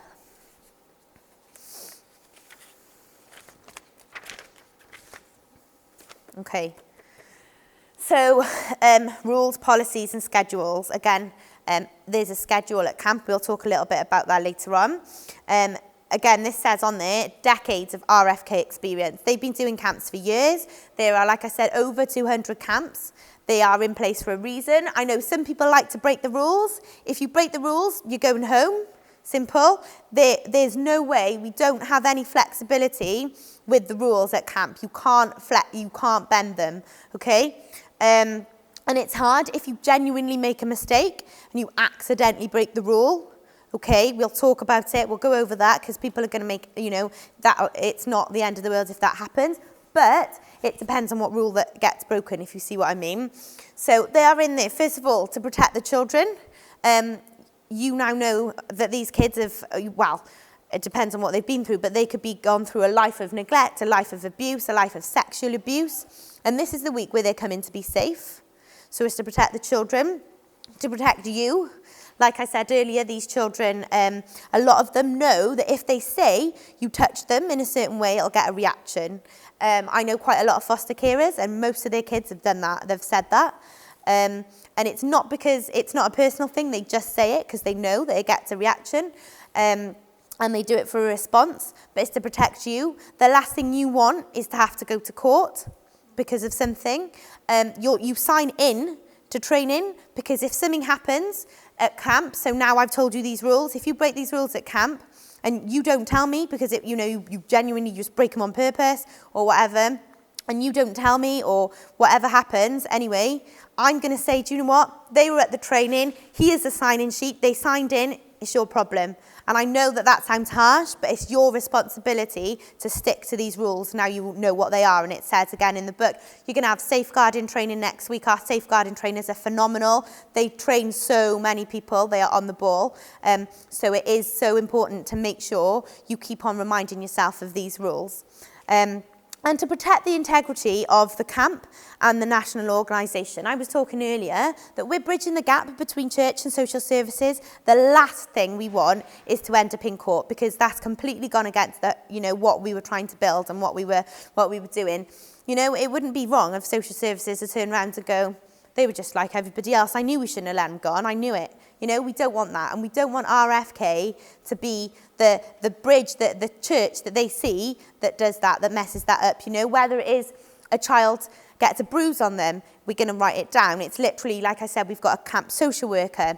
They've got a bruise on them. We write down how they got the bruise, where on them the bruise was, It's like, if you're worried about it, write it down. Write everything down. So that we've got a schedule. And there's a reason for that as well. 1, we know where you all are. 2, kids like to know what's coming next, and so do you guys. And it takes into account the balance of restful time with activities, and they rest, because again, rest is important, not just for you guys, but for the children. And it says it accommodates the children without making them feel rushed. So again, camp's not going to be about rushing these kids to do stuff. They have allocated time, and in your heads, wear a watch. Speaking of time, wear a watch, because a lot of people don't now, and they use their phone. You're not going to have your phone. Make sure you wear a watch. I'll send an email out saying, wear your watch, because it's up to you again as timekeepers. Especially if you're a big, you know what's coming next, and we don't want to rush the children. So they've only got 10 minutes left of their activity. It's not saying they can't finish it, but it's saying we're now going to have to move on to this section without rushing them. It's all about giving them warnings, as in 10 minutes time we need to go and do this, now in 5 minutes time we need to go and do this, kind of giving them a little bit of a countdown as well, because they're letting us use their facility. We want to honour them, so when they come in to cook our food, when they've cooked dinner, we're going to be there to eat the dinner. We don't want to mess them about as well. They're amazing, and they're really flexible, and they're doing loads and loads. They've been really flexible for camp, but again, we want to honour that. So the next one again. Yep. Leaders don't have phones? No. How do you deal with incidents on camp with regard to communication?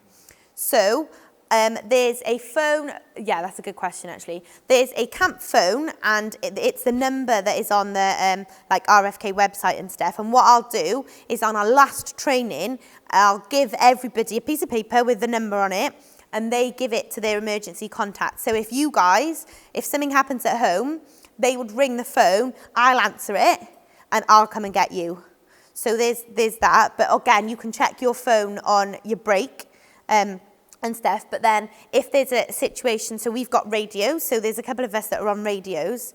There's obviously Abby's our health and safety officer, so she has a radio. I'll have one, and a couple of other people will have them as well. So what we'll do is, like I said, I'll have a phone, and we're kind of in the process of working out with the camp nurse whether she can, whether she needs a phone or whether it will be okay. I think we're going to err on the side that she can have one, obviously, so she could just ring 999 if she needs to there and then. But again, we're always in access of each other anyway, in contact with communication. That's the word I was looking for, of each other all the time. Is that? So you've got a core team. Yeah. In the event there's an incident on the camp. Yeah. Leaders should speak to a member of the core team. Yeah. The core team will have communication. Yeah. Basically. In the core team, there's enough people on the core team that if there was an incident, they would know about it anyway, there and then, because the camp, it is a big, the grounds are quite big, but again, because of the 2 deep rule, there's going to be enough people around, and we've got 30 children and 45 adults. So there's always going to be enough people around that as soon as something happens, one of us will know about it straight away anyway. But that was a really good question. Yeah, thank you. Yep. Say there's an incident at one of my activities. Yeah. Kids done a runner. Yeah. You've had to go, the person with the radio Yeah. has to go and deal with that. Mhm. Then there's another incident which requires radio contact. Yep. There's no radio at my site. What's going to happen?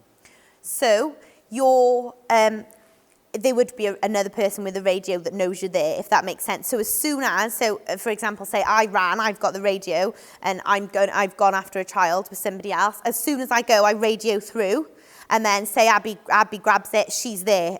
She'll be there. Because again, have you seen the campsite? You've seen it, haven't you? It's quite big, but it's not too big that you won't be able to get somewhere in like literally a couple of seconds. So, like, were you going to say something then? I was just going to say, it's not going to be like there's only going to be 3 people with a radio. Yeah. You know, we're talking a decent amount of Yeah. people that'll have a radio. Yeah. If you offset that with the problems that will be caused by people having phones, the 2 minutes that it'll take somebody to get to a venue, Yeah. if something kicks off, Yeah. you can almost guarantee that the 2-to-1 adult ratio Yeah. There's enough. Yeah. should be able to cope for 2 minutes before then another. Yeah. There's enough. Yeah. There's enough. You'll all be given knowledge. Again, this is why it's so important to come to the training. You'll all be given tips on how to deal with situations, as in if children bite you, if they've got hold of your hair, those kind of things. And again, even down to, and please do not think you're a first aider.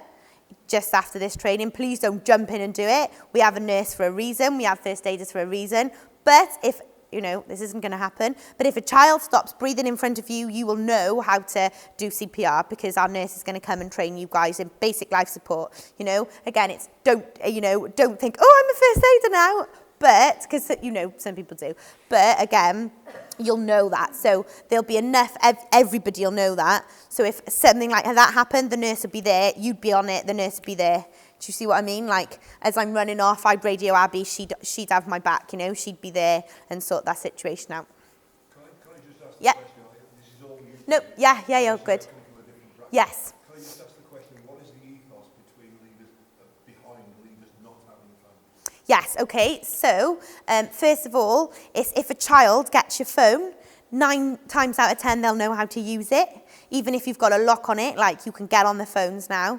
There's ways to do it, and the kids know how to do it. So if a child gets on your phone and rings somebody they're not supposed to have contact with and tells them where they are, that you've got the police up there, then you've got the person.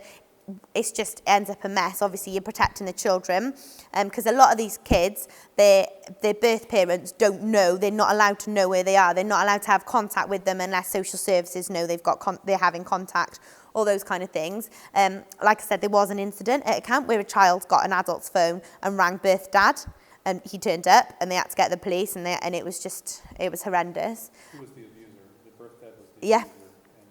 Yeah, and a lot of, with these children, at the end of the day, your dad is your dad, whether they've abused you or not. He's still your dad, and it's not unusual for a child to want to see them. They get a phone. They're going to, who knows who they could ring. Can I throw another one Yeah. as well? It's a distraction for the adults. Yeah. As much as you don't want it to be, if Yeah. you pick up your phone and look at your phone, that's a minute Yeah. and a half of the kid running away. Yeah. And also what it does is if we have our phones on us, we're not paying attention to the kids. Yeah. The reason we're there is for the kids. Yeah. And so as much as it's like a safety thing, Yeah. safety is being covered.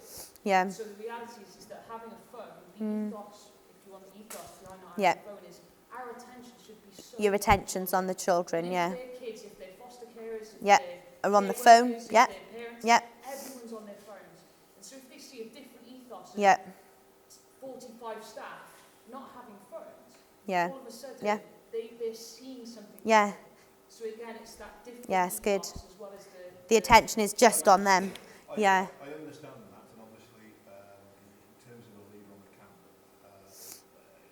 it depends how you use your phone. I use mine in ways very much different to my kids do. Yeah. For me, a phone is a tool. And for me, I'm coming from the background of how do I deal with an incident if I haven't got communication? That's what I'm coming from. You'll have a radio. So as long as you've got that covered, Yeah. I'm happy. Yeah. Yeah. But I'm just asking that from a practical point Yeah. of view, I want to be able to be sure that Yeah. I manage an incident. Yeah. Yeah, you'll have a radio as well, because obviously you're the lifeguard. You'll have a radio. You'll be on the thing. And also, again, it just covers you.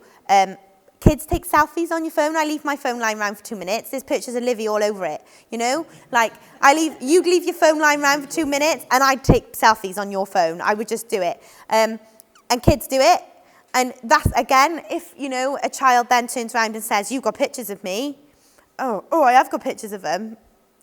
You know, you can delete them, but they're there. And even if the kid's saying it was you taking it and you know it was them, when you stand up and you in front of a judge and you say, do you know what? The child took it. They're gonna choose it, you know? So it's, yeah, were you going to say something, Helen? Yeah. There you go. Oh, Helen said there's an emergency phone on site in the swimming pool. There was another phone, wasn't there? But it didn't, yeah, but it didn't work. Yeah. Okay. Yeah, intentionally. Yeah, I thought so. Okay, cool. Any more questions? It's good. Go for it. Yeah? 2D rule. Yep. When transition between activities. Yep. I'm out on the field. Yep. I'm on my own leading an activity essentially. Okay. 2D rule, where's that go? If I'm out on the field on my own, kids are moving in between one station to another. Yep. I'm on my own. Yeah, but you won't be on your own because you're not going to be able to set up an activity on your own anyway. Like, you'll always have people that'll support. As well, we've also got to remember these kids aren't walking around by themselves. Yeah. I'm saying, okay, if all of their bigs with the kids move to the next activity and the next group aren't there, you're saying you've always got to stay 2D. Yeah. I'm on an activity, say if it's just a boxed out area, I've got that area boxed out already, I'm standing there on my own. There's the core team. Yeah. So you've got additional people on camp. So people like Mark and Jane, they're not going to be set in one thing. So, say now you're doing an activity and you say, I need loads of help, we'll get whoever's free to do that. So, but when you're setting up an activity, you wouldn't be on your own anyway, because it would always be like Mark, someone's coming to help you and doing that anyway. And if there's ever a situation where you think, I'm going to be on my own in this, just make sure you say to somebody who you know is free, I'm just going to go over there, will you come with me? Or do you mind coming with me? And again, if you're doing something and someone asks you that, say no. Say, I'm doing this, but that person over there is free. Don't feel bad about that. And don't be offended if somebody says no because they're busy. Yeah? Just to emphasise, it's only you're not on your own when you're with children. If you're not with children, you can be on your own. Like when you go to bed, you're going to be on your own. So, yeah. Yeah. Yeah. So the lifeguards are male. Yeah. So if I was to take 2 children, I need to make sure there's another female with me. There'll always be another female. So how the bigs work. So let me see, who else is a big in here? Okay, so say there's you and Jane now, and you get allocated 2 children, which I know their names. And you get allocated 2 children. I would match you together. So if your kids want to go swimming, Jane's kids have to go swimming. Do you see what I mean? So, yeah.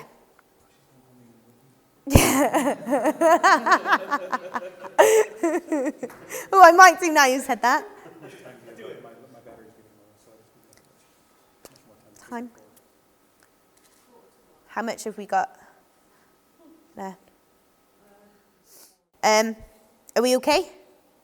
Yeah? Cool, awesome, good. Okay, so the next slide is saying about, again, not being alone with the child. We'll go over, so when we get to camp, we'll go over this. So even little things like, if your child needs to go to the toilet, you take, so again, using Hannah and Jane as example, Hannah's child, just one of them, needs to go to the toilet. So you say to your other children and to Jane and her children, okay, we're just going to go to the toilet. And you all get up, and I know it seems extreme, unless you can find somebody else to come and someone else to watch your one child and go to the toilet with you.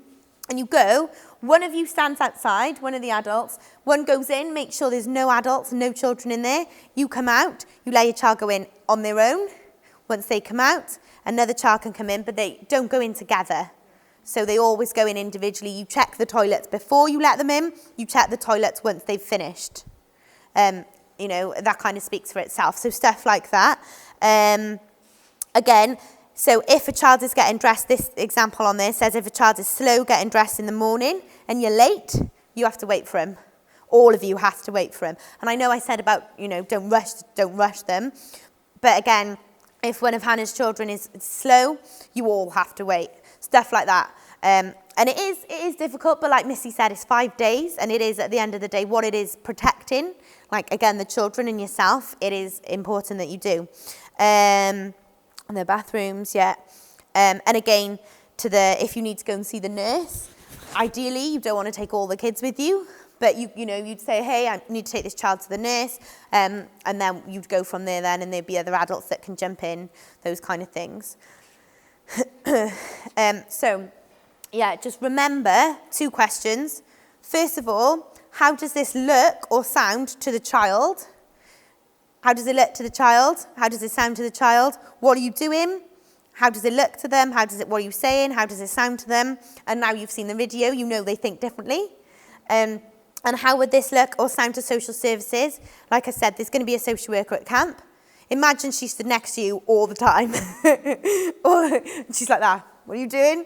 Imagine she stood next to you. And a lot of the people that come to camp, like there's a few people there that work for social services, and they kind of work in they work in lots of schools and stuff, and like people who are here, you work in schools, your managers, all those kind of things. Sarah's just been promoted to a manager job, so that was what the little wink was. But stuff like that, I know a lot of you know these things, but again, if you don't, a lot of you who are around you do. So make sure I know that I'm using Sarah as an example. If she sees something, she will tell you, and that's a good thing. Don't get offended. Just go, oh, I didn't realise. Oh, okay, thank you for telling me. It's just a good thing. And again, being graceful, how you tell somebody, and again, how you take it. It's just stuff like that. So yes, just don't forget those 2 questions. Campers, they will tell their foster carers everything, and they will tell their if they still live with like a grandma or something, they'll tell them. And they'll tell them how they see it as well. So those of you that have kids, there's times when they say, this happened, and you're like, no, that didn't happen at all. But that's how they thought it happened, or that's how they wanted it to. So they'll tell them. And, you get, even with kids' church, you get parents come and say to you, my child said this, and you're like, yeah, let me explain. So it's just remembering that. So yes, ownership. Let me take this off. Boop. Missy's going, is it me? Yes, please.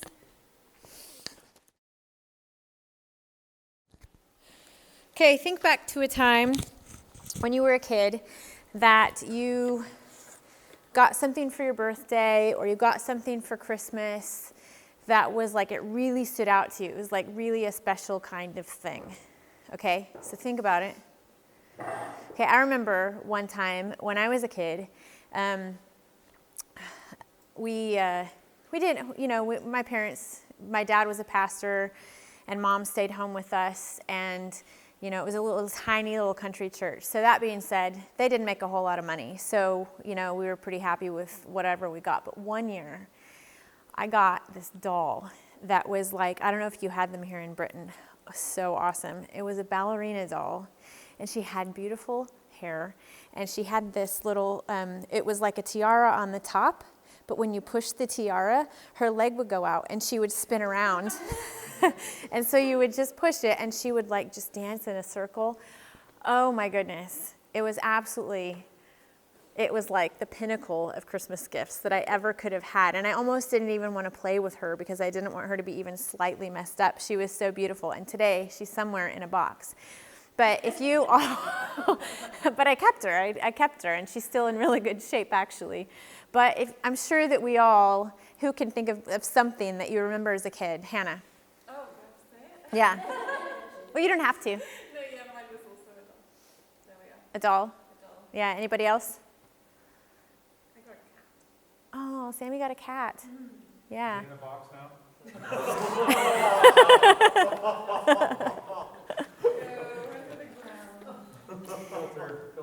But I think we can all relate that there are some things that we got when we were kids that just it just really stuck out to us, and it was ours, and there was no way I was letting my sister play with my doll. It was mine, and it was really special because you owned it and it was yours, and you didn't have to share it with other people. The Barbies I had to share, but my ballerina doll I didn't have to share. Children in care, when they move from place to place, they move frequently from location to location, especially if the child has an adaptation failure, like they're in a place and then it just, for whatever, doesn't work out. Then they have to go to a new environment. They're moved, and sometimes those things that are special to us get lost or forgotten, and that's really difficult when you think, if ballerina doll got lost, well, I do have other things, but some kids literally don't take anything with them, and you've lost all those childhood things that we take for granted. Sometimes they're clothes that they have. There are kids that are in great situations, but there are kids that might come to camp and they're not in great situations, and they come with a few outfits in a rubbish bag that don't even fit, and maybe things don't match. They don't have all that they need. So that's why sometimes the fact that they could have an item of value that's new and it's crisp and it's fresh, it adds value to who they feel as kids. And has anyone ever been to St. Fagans, the outdoor museum? Okay, so do you know the row houses where they're moved from Merthyr and they start at like 1805, and then they're furnished as it would have been for that era there, and then they progress every 40 years or so. And if you notice, like the first one in 1805 is very, very bare. There's like hardly anything in it. There's not anything on the walls. You don't see like china cups and stuff. It's just like the absolute basics. You've got your bed, you've got a chair, and that's about it. And then the next one is a little bit more ornate. There might be a little picture on the wall, and then you get like 3 down, and there's these really pretty pictures, jugs hanging from the ceiling.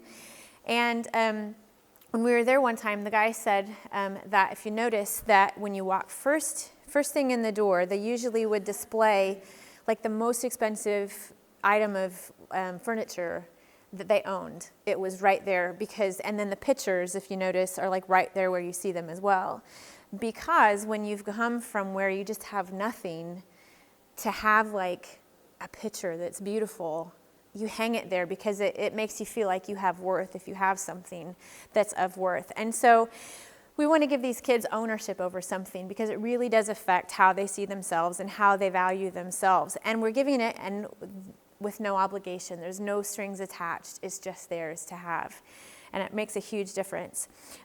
Several items are given during the week, and one of the things that we give them is a Bible. Every kid is going to receive a Bible. They do have to sign, they have to have permission from their social worker or their caregiver that, yes, they're allowed to receive a Bible, but it's a lovely little children's kids adventure Bible, and it's like got cartoons. It's a really nice one.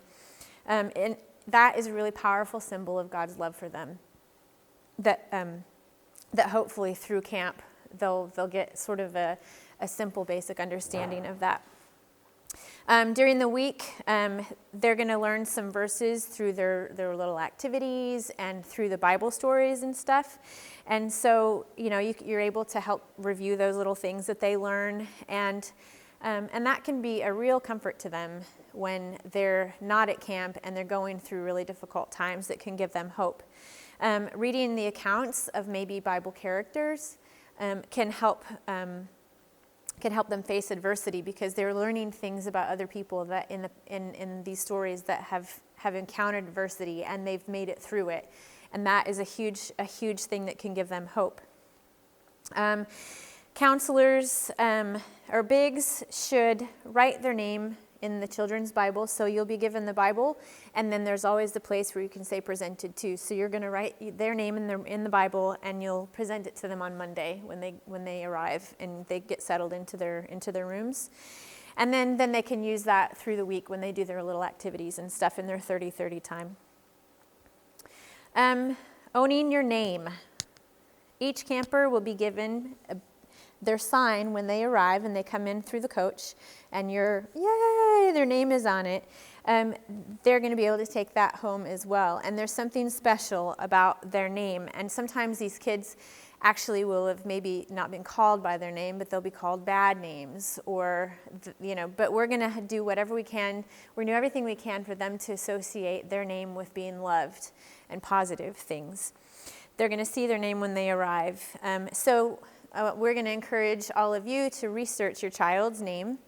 And there's books that you can look up, or you can look it up just up online about the meaning of their name. And so for your campers, then you'll look up the meaning of their name, and you can even write it on their big thing on the bottom or on the back.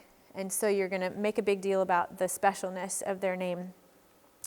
Hope is given to a child when they discover, perhaps for the first time, that they are valuable, they do matter, and they do have a purpose in life, and they're special to God. That they are special to God. Or maybe and had a particular calling in Scripture. This may be the first time that they hear their name in a positive, affirming way.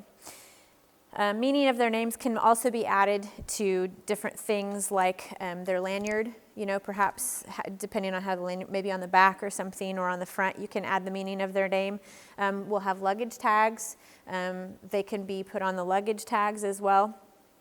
Pillowcases, not on the pillowcases because those are the facilities. Let's not write their name on the pillowcases.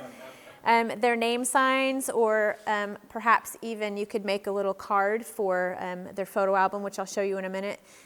There's room for lots of pictures, and we might not necessarily do as many photos as there are slots. So you could even perhaps make little cards to be put in their little things, in their little photo albums as well.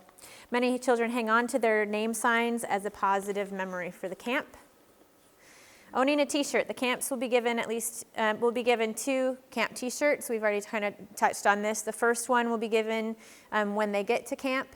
And that just kind of says, you belong to us, you're one of us, kind of a group identity. And that it's important that you let the kid know that they can wear that camp t-shirt. If they say, nope, I want to wear this t-shirt all week, as smelly as it might be, like, that is their thing. And we want to be able to give them some choices in the week as well. And so it's important because it feels like a valuable thing, and also they have choice. It doesn't have any obligation. And so if they're like, I want to wear it, okay, you wear it. That's good for you, because then they're going to get the second one on Friday, so that it looks to social services like we have taken care of the children. Okay, I'm going to skip. There's a little story of the one that just talks about like a kid that at one point couldn't go to camp, but he had been to camp in previous years. And when he knew it was camp time, but he was in the hospital, and he wanted his mom to bring all his camp things because they were so precious to him. And some kids like put their little things that you make and little notes and stuff, they like put them on their wall and they look at them every day. It's really, really important. Okay, owning your memories. A memory book is given to each camper consisting of a set of photos that will be taken through the week. These are the one photos that actually have their faces in them. Sometimes at camps, like promotional things are taken or things for us, but we don't show the faces, like they can't be identifiable, but these that go with them are the ones that are identifiable. Their pictures are very, very treasured. There are countless stories of how blah, blah, blah, blah, blah. Okay, skip that. They're going to get during the week. So they're going to have their lanyard tag, their name badge, their 2 t-shirts, their Bible. They'll have a schedule. There's a birthday present or birthday party. Every kid gets a birthday party, and they'll all go home with their presents. Their memory book, their photo album, they get an MP3 player with all of the camp music on it, and they will be listening to that on the way out. Like they'll be picked up walking out the door, and you're telling them bye, and they're like just listening to their camp songs, and they'll sing them over and over and over. They'll get a water bottle, an RFK water bottle, and they also get a big it's a duffel bag, so they'll have all kinds of crafts and things that they've made with the Dream Team, and they'll take those treasures home as well in their duffel bag. So even if they come with all of their belongings in a rubbish bag, they are leaving with a nice duffel bag to take their stuff home in.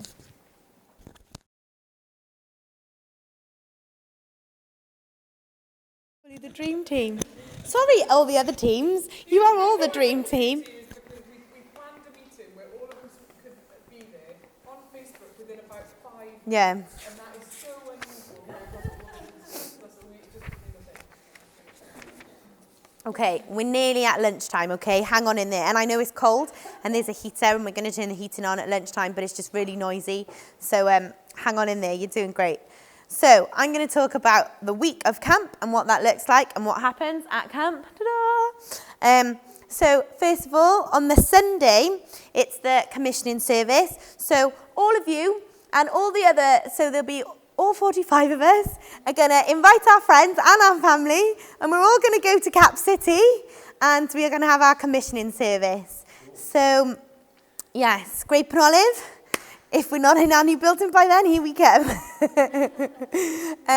So that's the Sunday. That'll be the, I'd say we'll get there at 10 o'clock, because there'll be, we can help, because we're going to have to put a lot of chairs out. We can help. We can debrief and stuff then. So if we aim to be there at 10 o'clock, you'll get all the details. I'll email those through to you. But that's the commissioning service where Luke will preach, about going out and about kind of in the theme with RFK. We all get prayed for, everyone prays over us, and then what we do is we leave from church and go to camp from there. So we are going to organise lift chairs. At the camp, there's not much room for cars. So what we'll need to do, and it'll take a bit of organising, but that's fine. Helen's the best organiser in the world, genuine. And we're going to work it out so that you can all kind of come together so that we don't have to worry, we don't have to take loads and loads of cars. So we leave from church, so make sure you bring all your stuff with you and wave off your friends and family. Oh, it'd be lovely. And then when you get there, then the bigs are going to decorate the cabins. So the bigs, you guys get to choose the theme. So when some people did Lego theme, some people did like Frozen theme, whatever. You get to choose the theme of your. Sorry, Abby just whispered something and I saw what she said. So you get to choose the theme for your campers. So that's really cute. You just pray that they love it. And if they don't, you're really flexible and you quickly take it down and put something else up.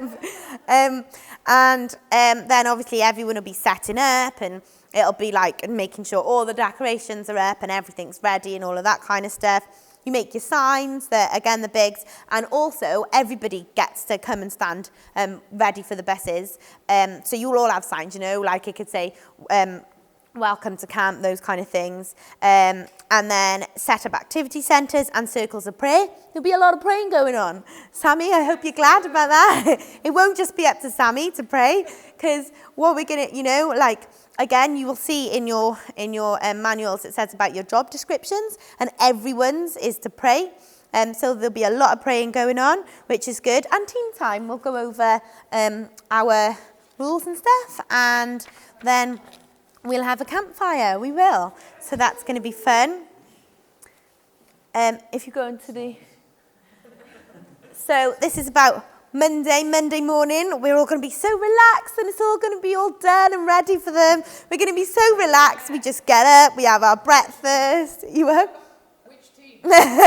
Which team are going to be relaxed? And, we take our time. No. So Monday morning we get up, we do everything that we didn't do the night before. We're all still sat around the campfire like, oh my gosh. And then there's the registration going on, where, again, some of you guys will go to registration. You will help out there, but also you'll kind of help contain the kids when their foster carers and stuff leave them. Because, again, with attachment and stuff, we put them all in like one room and they play games and stuff and whatever while they're waiting for everyone to be ready. We're going to work it out really well so that there's not a lot of waiting time. We're going to stagger what time they come to register. But anyway, so some of you'll go to registration, some of you'll ride the bus. With the kids, that's an amazing experience. I got off the bus and I was like, don't cry. And Helen stood there like this, it's okay. So it was a really cool thing to do. So that'll be good. So if you go on to the next one, is the video on there? Yeah? We're not going to watch all of it, just this bit. This is the buses.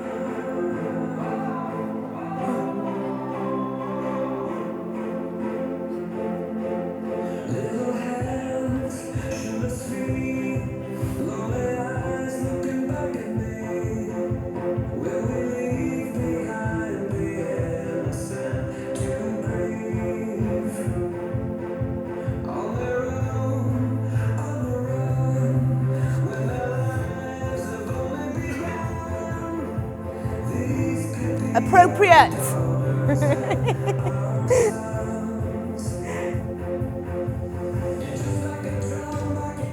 So yeah, that was just to show you them getting off the bus, and you can see it's quite intimidating as well. Like we're all stood there like woohoo, and these kids are like, oh my goodness. So obviously bear that in mind as well. That if they get out and freak out, they might just be a bit intimidated. But that's just about what it looks like. And then Helen's going to talk about the schedule, because Helen is a detailed person, and we all need detailed people in our lives, and I'm very grateful for her. So here's the.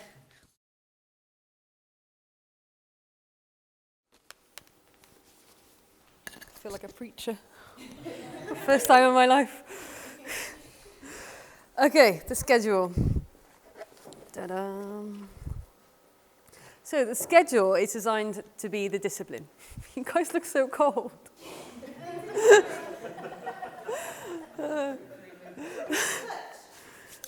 All right, everyone get up. Genuinely, do 5 star jumps. Come on, let's warm up. Star jumps, come on. And if you want to do a bit more wiggling, that's free.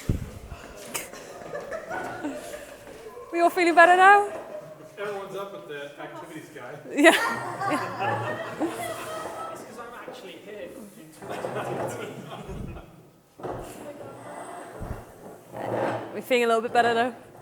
Okay, so the schedule. It's the discipline. It keeps the child busy. It lets them, they know, it gives them consistency. They know where they need to be, and it has a balance of restful and energetic activities.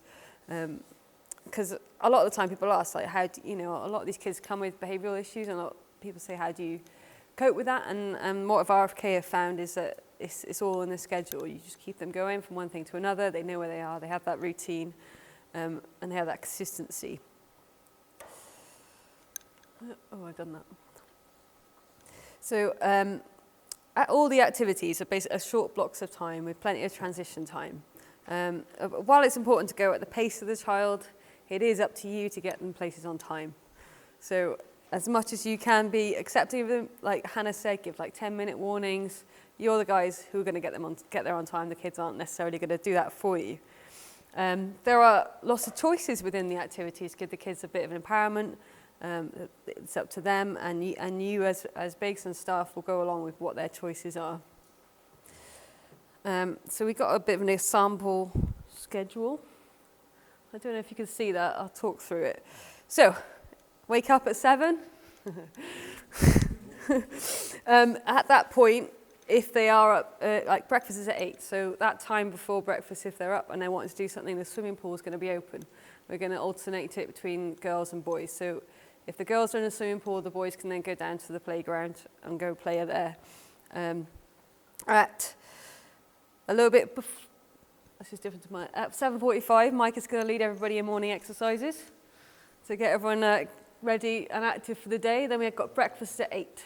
At 8:35 is the breakfast club. Now that is going to be, it's kind of time where there's drama, there's singing, they learn memory verses, and that is also the time where the bigs go and have a break. They have a meeting, and all the other staff will then come and fill in. So unfortunately, it's an early morning for everybody. Then there's a bit of a break between the breakfast club where the activity centres are going to be open, so the kids can go do crafts if they want, or they can go out and play in the fields with their bigs. It's up to them. Like we said, there's a little football pitch, there's volleyball court. There'll be loads of like balls and stuff that you can take out and play. There'll also be a room with board games and jigsaws and books and stuff, like quieter games for those kids who don't want to be outside. I don't understand them, but never mind. And then we have something called the Olympic Village, which in the US, RFK is called Chapel. And we didn't think that necessarily relates. So we're going to call it Olympic Village, and this is what Scott and Tricia, who are the guys from the States, are going to be running. Now, they're well experienced in running these, so we're very grateful they're coming. And there'll be like a drama series going through, and it's all on the theme of Olympics. So there's like a verse for each day that the kids will learn, and there'll be stories around that verse. And also in the handbooks that the kids are given, they'll have devotions each day, which are related to what they've been learning in the morning. So for that, the bigs do go with the with their kids for that one. Then we have lunch, and you would have heard about this 30-30 time. The idea of this is it's a quiet time. So for those kids who are maybe a little bit younger and need a nap, that is their time to go for a 30-minute nap. And then the other 30 minutes is you can then you can either bring your own board games to play with your kids, just like quiet games, so like board games, or you can read to them, or they encourage them to read. You take 30 minutes of that time to do your own thing as well. So you could spend that time reading your Bible, and the kids will probably ask you why you're reading the Bible, and that in turn makes a teachable moment. So that would be probably held in various places inside, or if it's nice outside. But it's very much encouraged us to chill them out, give them time to rest, because it's a long day and a lot of stuff going on. Then in the afternoon, we have 3 sort of sections. So it would be sports, drama-y type things, and then the craft. So Mike will be doing the sports stuff, and then we've got Jess who will be doing kind of drama games and things like that. So on the night where we're having a carnival, she's planning on getting them to do like samba and stuff and make a carnival themselves. So and then the craft activities, which the dream team are doing. Just holding out, waiting to see. So the kids we split up into 3 groups of 10 for these, and they'll rotate between the 3 different things. Then we've got an all-group activity, which is kind of Mike and Jess are owning, so it'll be everyone doing it together, just having fun. And then dinner, and then the evening we'll have our evening events. So the Monday night we'll be having a carnival. Tuesday night,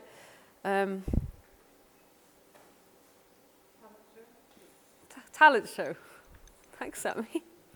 Tuesday's a talent show. Wednesday night we'll be having a Super Bowl. Over in the States they have this like royal ball because they're obsessed with royalty and stuff. But we decided we're going to have a superhero ball. So everyone's going to dress up as superheroes, including adults. This is your warning. You need to bring a superhero costume. You can make it, you can buy it, you can borrow it, whatever. But bring it to camp. And Stay on this. and we are all doing this, no matter if you're big or not. Everyone's in a superhero outfit. And then Thursday night is the big night. That's their birthday party.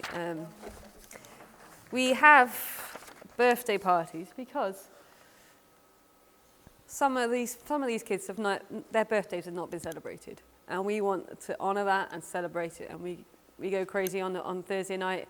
They will have birthday presents. They have birthday cake. We'll be doing all sorts of games, balloons, you name it. Whatever you do at birthday parties, that's what we'll be doing. So those are our evening events, and then go back to schedule. Lights off at 9. And that's when the bigs will be over for the day. Their day will be done. So let's go over a little bit about the activity centres. Now, we find that these work well because you can give quality time to a child within the quantity of time, so to speak. The schedule's set up to create opportunities for teachable moments.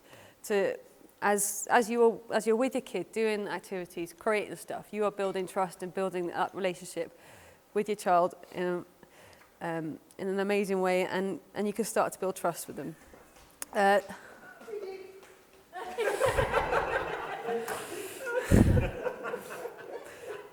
So we put them into smaller groups for this to help diminish competition. Because we cannot assume that these kids know how to handle disappointment and how to handle defeat. We don't need to teach these kids sportsmanship. They have already learned how to fight for their stuff, to compete for their stuff, to have to give up what they want. They know that already. We don't need to teach that to them. We want this week to be just one week where they don't have to do anything. They are loved and accepted, no strings attached, what if they're good or bad or anything. So this is why we keep competition to a minimum. I'm hoping they come back before I finish. So in the craft centres, the idea of the craft centres is the bigs and their campers kind of wander around and choose what they want to do. The activities will be short and easy. They will the big and the camper will be self-sufficient, so they can just wander and go with what the camper wants to do. There'll be plenty of choice, so they can have that sort of empowerment of what they want to do. The potential for success needs to be high, and it needs to be easily achievable. And just remember, the process of doing it is more important than the product. It doesn't matter what it looks like. The process, what you are doing with your big is more important than anything that they've achieved or through that week. So, I can need that back soon. You've heard a lot about teachable moments. And as you've already kind of heard, it's that time where a child gets to open up to you, when they'll ask you a question about why you're doing something. The camp's designed to build moments like these. We want these to occur in a natural way, in a spontaneous way, not forced. You have to do it within the limits of the child's understanding and their comfort zone. If you start talking and you see their switch off, stop it. It has to be within their comfort zone. So we're going to get Hannah and Missy to do a little role play at this now. Okay, I'm making something. Why are you always so happy and kind? Well, you see, I'm filled with the Holy Ghost. And so I've got a lot of power in my life, and I want to give you that power through blessed relationships. Help! Help! And I just want to, could I just lay hands Help! on you? Okay, is that the right or the wrong way to do it? Yeah. Okay, this is be the right way. Okay. Why are you always so happy and kind? Oh, well, I'm just really glad to be here with you because you're really special. And I feel like other people have been kind to me, especially someone named Jesus. And he's been really kind to me, and he's done a lot for me. And so I want to just help you have a really good time this week. And yeah. Okay. Round of applause.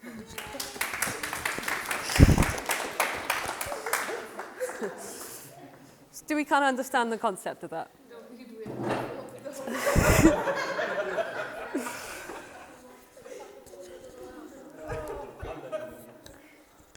Okay, so now we go on to the closing ceremony. So this will be on Friday morning. So this is kind of a simple ceremony. What we want the kids to be able to leave behind some of their hurts and some of their problems, and we want to remind them of the good things that they've learned that week, so that they can take home good instead of bad of what they brought. Misty's actually got a story from Scott, who's the guy who's coming over to help, which kind of emphasised the importance of closing ceremonies. Some people do things like tree planting, where they kind of put their problems in the ground and then trust that God's going to make it into something beautiful. People release balloons, things like that. So we haven't decided quite yet on what ours will be, but that's the kind of concept of it. So if Misty comes to share a story. A kid named Tommy, who was actually he had connection to our home church in Kansas. And before he went to camp, he had been through a traumatic situation where he had been held in scalding water as punishment. And so he had been in the hospital, and he had bandages all over him, and he was African American. So his scars were even more pronounced and noticeable, and to this day. But he had just gotten the bandages off before camp, and so he goes to camp, and he's angry angry at the world because this has happened. And the whole week of camp, he doesn't want to participate. He doesn't want to talk to anybody. He just walks around and kicks the ground, and it's built up. And and his counselors were just patient with him and kept saying, "Oh, it's okay. You don't have to do that." And then try and offer other things, but he just had so much anger built up because of what had happened to him. The last day of camp, they were doing the closing ceremony. In that case, it was, they couldn't, they had a huge rock, and they were putting some things under this huge stone. And they would write the things that they wanted to just release and leave behind. And Tommy acted like he didn't want to do anything. And all the other kids wrote something, and they put their little pieces of paper where they were asked to. And they were starting to walk away. And at the very last minute, Tommy like grabbed a piece of paper and he scribbled something and he crumpled it up and he threw it where all the kids had placed theirs. And of course, Tommy had been being prayed for the whole week, and they were trusting that God would really do something. And it was at that moment that he threw that, and he just burst out in tears, and it was like just a flood, like it all just came out. And then our friend was there, and he was there to kind of just comfort him and talk it through a bit. And Tommy just said, "I've never been treated before like I've been treated this week. I've never been loved like this." And it was just like the floodgates. And all of a sudden, this kid that had just been angry and didn't want to participate, like, after the initial, the crying and everything, like, he had a smile on his face, and he wanted to, like, go back with everyone, and he was just a different kid completely. And then, can I say, like, couple weeks after that, then he gets a call from social services, and they're like, "Hey, we need to speak to you," which you're like, "Oh, no," we need to speak to you. So he gets there, and it's like a table full of social workers, and they say, "We want to know what you did to Tommy." And he's like, "Well, we didn't do anything to Tommy, And they said, "No, he's a completely different kid. In 1 week, something has happened to him that years of counseling and, attempted interventions nothing has ever worked. And in 1 week, he's a completely different kid. He's like singing, he's happy." And so in 1 week, when we're praying for these kids, God can do stuff that years of other stuff can't. So I don't think they ever said, yeah, but, yeah. Last thing, which may or may not happen at our camp, they have a graduation for those kids who are like reached the top age limit and won't be coming back. We tend to give those kids a little bit more responsibility, kind of give them special roles just to kind of appreciate them, and then they would have a special event to kind of say goodbye to them. So we'll see if that happens or not. And it's Hannah next.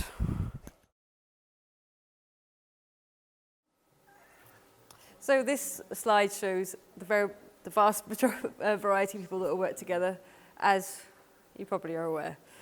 Everybody here, well, a lot of people work for Care for Family, but there's a lot of people who don't work at Care for Family here. We all have different experiences. Some of us have kids, some of us don't. But together, with our heart being for the kids, it means we can all work together, and obviously being aware of people's personality helps. Right, and up next will be a few questions. Kind of like to get you thinking and to, so as I read them, just kind of, I'm going to read it quite slowly, so just in your mind, just think about it, and honestly ask yourself these questions. And if as a result of any of these questions you have some questions or doubts about yourself, please come and talk to myself, Misty, or Hannah. But I'll just put them up now. So are you willing to be at camp, not only physically, but mentally and spiritually as well? Are you willing to go to the edge of your comfort zone, to be the compassion of Jesus to those he calls the most innocent? Are you willing to acknowledge that these kids need Jesus more than they need you?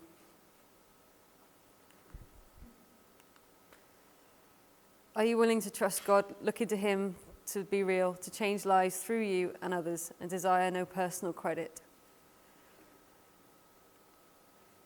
Are you willing to pray for Jesus' compassion to lived out in you, because both you and the campers desperately need him? And at week's end, are you willing to trust that God loves the campers more than you do, and that you will not see most of the impacts of your efforts until you get to heaven?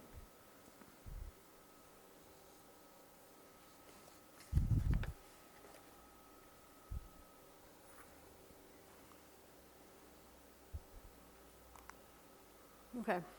Qualities to bring to camp. What are the most important qualities that you bring? Nope. How important is my role? Every role is important. You are all pieces of a jigsaw that will show a child something of God's love. Each of you is part of that, whether you are with the kids a lot, whether you're not. You're all part of that jigsaw, which is shows a beautiful picture. And every adult has the opportunity to put a positive role model on anything that they're doing, whether it be setting things up that Edwin would do, or flying around with a cape like Abby would do. Like, you all have a chance to be that positive role model in whatever you are doing.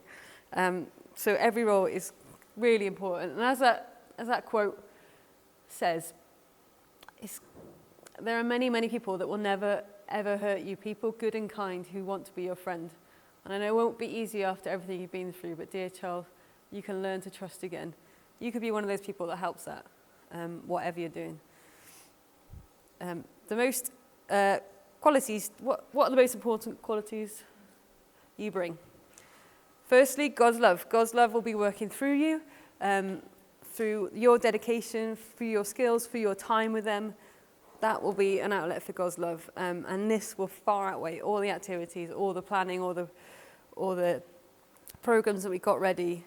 That love that you are showing is the most important thing. This could be their only chance to know and experience something of God's life-changing love. And as Hannah said earlier, that you could be the only Bible these kids ever read. Then we have empathy. These kids need understanding and unconditional love. Whilst you may not have experienced what they have gone through, if you bring humility, gentleness, and respect, these come out as empathy to those kids. Listening. Got a couple of good quotes about listening. One of the most sincere forms of respect is actually listening to what another has to say.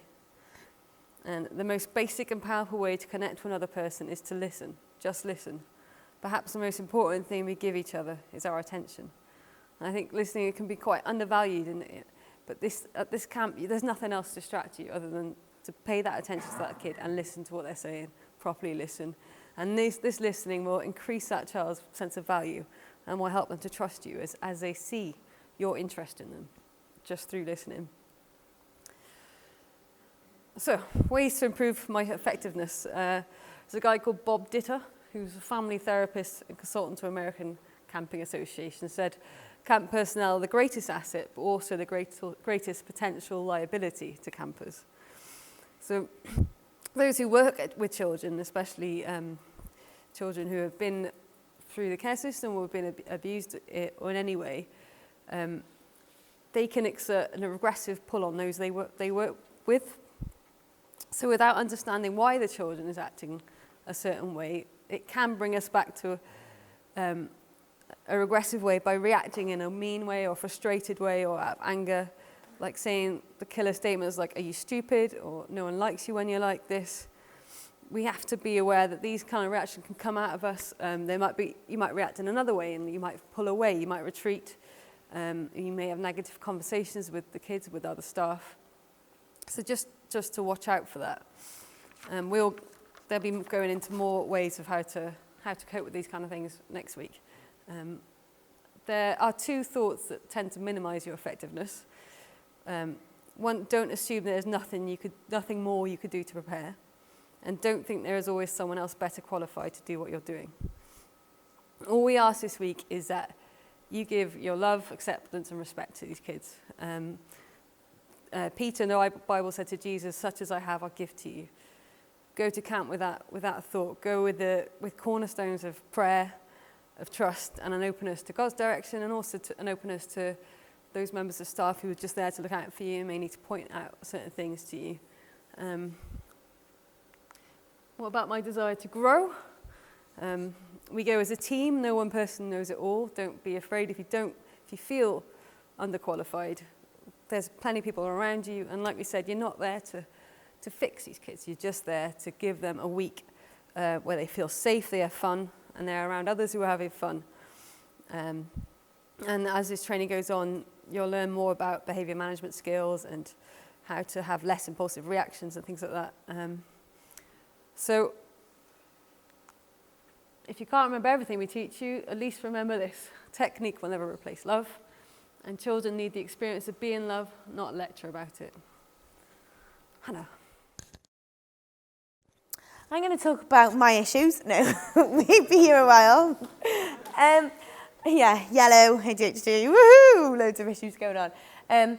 But basically, we all have problems, and in all seriousness, we do all have our own issues, stuff that's happened to us in the past, stuff that we're aware of that affects us in every day or, you know, in certain situations, and some stuff that we don't even realise affects us in the way that it does. So, been there, done that, the kind of attitude, you know, or that I've been there, I've done that, or it could be I've been to camp, I've worked at camps, I've volunteered at camps, or also it could be like you've been abused yourself as a child, or you've been, and you know, again, there's lots of different parts of the word abuse, you know, like neglect, all those kind of things. There could be situations that kind of come up in your life, and if you think, well, I've been there, I've done that, I understand, it can be helpful, but that's as long as you do not project your own experience onto the child. So even if a child comes up to you and says something that you have been through, it's very different for them, you know, and for how it was for you. So you can kind of empathize with them, but again, you might react in a different way. So it's not projecting how you felt or how you still could feel about it onto the child, and that's very important. And also, you do not impose a healing agenda on a child that wants to have fun. So yes, these kids are coming to camp because they've been through horrendous situations, you know, difficult like domestic situations, but we're not fixing them. That's up to God. God fixes them. Like God kind of heals their heart and he does all of that stuff. That's not our job. Our job is just to love them and to help them to have fun, you know, and through that, then that's where it all comes into place. So it's just making sure that, you know, you don't think, even if you could be like the best therapist in the world, but at that point, if the child is just talking to you because they're playing, just talk to them because they're playing, you know, those kind of things. So on our next one, it talks about a charmed life. Charmed life, lovely. So that's just saying, you know, like some people, you know, they haven't been through situations like abuse. They haven't been through those kind of things. And that's saying that it's an asset if you're living and giving God's love. So you, like within the church environment, I think you hear people, they stand up and they say their testimony and they say, oh, you know, which is amazing, but they say, you know, they went through this, they were taking drugs, they were blah, blah, blah. And sometimes you sit there and think, oh my gosh, wow, God, that's amazing. I didn't do any of that, or I didn't go through any of that. But your experiences and your story is just as important, and what God's brought you through is just as important. So as long as you are living and giving God's love through that, it doesn't matter if you don't understand what the children are saying. It doesn't matter if you have no idea where they're coming from, you know, as long as you're loving them, that's where it is an asset. Again, and it says about highly sensitizing and realizing emotions surface. So there could be stuff that's happened to you. It could have been an argument. It could have been a situation that you witnessed rather than was involved in. That a child could say something to you and all of a sudden you could get all these emotions back. You could think, oh my gosh, I didn't realize that was a problem. Or, you know, the child could say something like, they could be saying something in like because they're cross or because they're angry to you, and it starts hurting you what the child is saying, and you don't realise that that's actually because there's an underlying issue. And it's just being aware of that. And at camp, like we talked about earlier, there's Brian and there's Sophie, and Brian's a Dean of Men. So if stuff like that does come up on your break, please go and talk to Brian if you're a guy. And again, if you're a female, please do go and talk to Sophie. They'll be available for you to talk to them. And then, you know, they can pray with you and stuff, and they can put things in place then to support you through stuff after camp as well. And just getting you back on those 5 days, focusing on the children and understanding that you're important as well. But remembering that week is for the children. So again, the next one is, a blank slate. So this is kind of from a similar situation. So it says here about no childhood memories. Some people just can't remember their childhood. That could be for all different reasons. That could be because you blocked it out. That could be just because you can't remember. And that's fine as well. Again, your own emotions may draw you away from the campers. So say you're loving the bouncy castle. Your campers are loving it. You're loving it. And you get so carried away having fun that you forget that actually you're there watching your kids and making sure they're okay, and then they're bored, but you still want to stay on the bouncy castle. It's just remembering, like, and I know they were saying, like, yellow's your big kids, and that's like, you know, Misty and I, like, woohoo, living life. But it is remembering that camp, I know, I keep saying it, is for the campers, you know, and it's great that you're having fun, and we want you to have fun, and we want you to like enjoy camp and love it. Basically, camp will be, I'd say, I think it's fair to say this, one of the best weeks and one of the hardest weeks of your life. And that's what a lot of people who've gone to camp have found. So also, if you focus on your own experiences, sometimes that stops you from focusing on the campers again. So it's just kind of what I just said, and remembering what comes up in you. Like I said, this not don't talk about it, it's don't talk about it to the kids, or don't project your emotions onto the kids. It's go and speak to Brian, go and speak to Sophie on your breaks and stuff. And if you need a break there and then, let us know. We can. Obviously, oh no, you know, I feel a bit sad, let's have a break. No. But, yeah, but we can, if you need to go and have 5 minutes, we can work that out for you as well. Okay, boundary issues. I read a book about boundaries once. Sammy's laughing because I borrowed it off Sammy. So, boundary issues. What is your definition of the word boundary? I borrowed your book, Sammy. What's your definition of the word boundary? The invisible line. Oh, I wonder where you got that from. But what would have you said?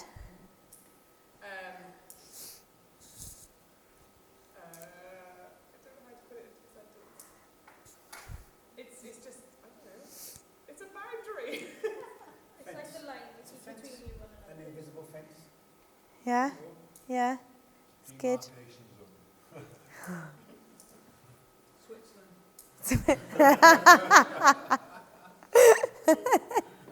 Yeah, okay, so the definition we've got is an invisible line that separates one from others. Boundaries are good things. I know that we hear, you know, like, and we all do this as well. We put up boundaries, we put up walls, we don't let people in. And again, it depends on the situation, you know. There's a time where you go and you kind of, again, it depends on the situation, pour your heart out to people, and that's a good thing. Like, you shouldn't keep it all in. You should have someone that you can go and speak to, that you do go and speak to. But also then making sure that that is your boundary, that you're not so attached to these kids that you know when they leave, you're going to fall apart, you know. So there's things, again, that, like, you'll start picking everything up, but, like, the kids, you only tell them your first name. They don't know your last name at all. If they add you, somehow, if they find you on Facebook, you don't add them. Like, if they say to you, oh, promise me you'll see me again, you don't promise it. You don't promise these kids anything. You know, even if in your heart you think, oh, I want to adopt them and they can live in my house forever. Even if you're genuinely wanting to adopt them, you can't tell them that. Because if that doesn't happen, you're just another person that's promised them something and that's broken it. So it's just remembering that the boundaries are in there for reasons. So the boundary issues, again, identify our limits. God gives us boundaries. Like, it's biblical. Like, God says, you know, don't go and be drunk with wine. I don't know about anything else, but no. God gives us boundaries, you know. He says, don't do these things. And why does God say don't? Why does God give us boundaries? To keep us safe, to protect us, yeah, exactly. And then again, like with the RFKC boundaries, I think, you know, we keep on saying you have to stick to them. And it limits between who we are / who the child is. So it's letting the child be who they are called to be, who they want to be, you know. This week it might be the only week where they are just them. Because if they could be an amazing foster family, but normally foster parents have more than one child. And if it's just the one child that's come to camp, this is their time, you know, this is their time. Or they're used to having to share their foster parents with all the other children, but they're getting your attention. So it's making sure that you let the child be who they want to be. Again, I know things like behaviours and stuff, you have to deal with them and kind of model stuff, what is appropriate and all those kind of things. But it is just putting the boundary in place. You're not making them who you want them to be. So we talked about, on the next slide, it talks about RFK head office boundaries. You know, you guys obviously are able to, if you had an issue, you have access to go and speak to RFK head office. But the idea of it is, if you need to speak to head office, you would say, come up to like me and you'd say, Hannah, can I contact head office, rather than having 50 people, or, you know, which is fine, and they would cope with it because they're flexible. But rather than having 50 people kind of emailing them and all those kind of things. So they've got their own boundaries set there. We have to do what they tell us to do. If they say no, we don't do it. Staff and bigs boundaries. Keeping boundaries with one another as well. So again, at camp is for the children, and you're going to be going through stuff together. You're going to be going through situations together, emotional stuff together, you know. You, again, using the example of Hannah and Jane, if they're together, they're going to be together the whole week. They're going to hear what the children are saying, the fun moments, the heartbreaking moments. It's just, you know, at that point, Hannah's not going to have a breakdown and start crying on Jane in front of the kids. You know, like, it's just having those boundaries with one another and how you are, again, with one another. So like another example is when we know each other, like you all know me, and for example, Livy and I are quite close. She's like my sister, and I would grab her and I'd lick her face and all stuff like that. But I'm not going to do that. What could be the result of unclear boundaries? What could happen? We need you guys to tell us. What could happen? Pardon? Allegations, yeah. Getting Livy's face licked. Nice. I know, I can see. Yeah. Yeah.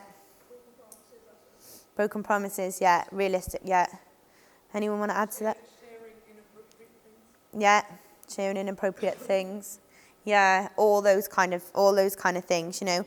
Sharing inappropriately with campers. You're not going to go and tell the child all the ins and outs about your life. That's not appropriate. Again, taking on the pain and feelings of another person. Lots of people feel other people's pain. And, you know, again, in the Bible it says, cry with those who cry, mourn with those who mourn, celebrate with those who are celebrating. But again, at camp, when the kids are there, we can't all be crying on the floor. Do you know what I mean? Like, I know that's drastic, but we can't all be kind of, you will feel it, like if they say stuff to you about their life, you will feel that, but it's just how you deal with what you're feeling at that time. In terms of pain, are the kids given understanding of pain? Yes. Yeah, that's good. So when we arrive, the kids watch a video with all the adults, and in the video it talks about safety, it talks about the boundaries, you know, it talks about good touch, about bad touch, about that they have to, like, the areas that are covered by the underwear, they obviously have to keep the areas like the underwear on all the times. It talks about Missy's going like this. Side hugs, again, good touch, bad touch, you know, so they know what your boundaries are as well, and they then see, oh, it's not just us that has rules, it's not just us that has boundaries, they have to do this as well. And the children get told in the video, if you see other people not sticking to these rules, you tell us. So again, it's giving the children responsibility, and they know that we've all got boundaries, including them. And so they watch the video and they see they see what their boundaries are. They know what they can and can't do.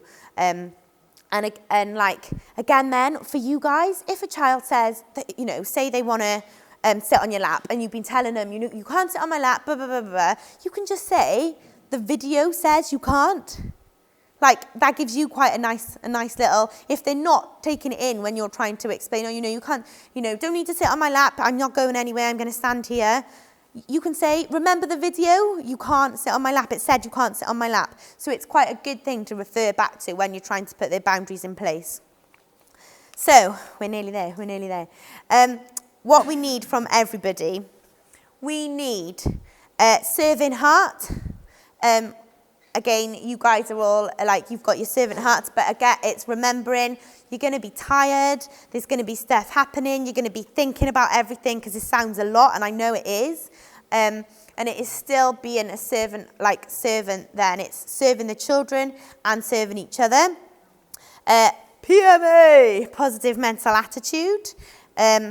You know, being encouraging, come on, we can do this, even if you don't think they can.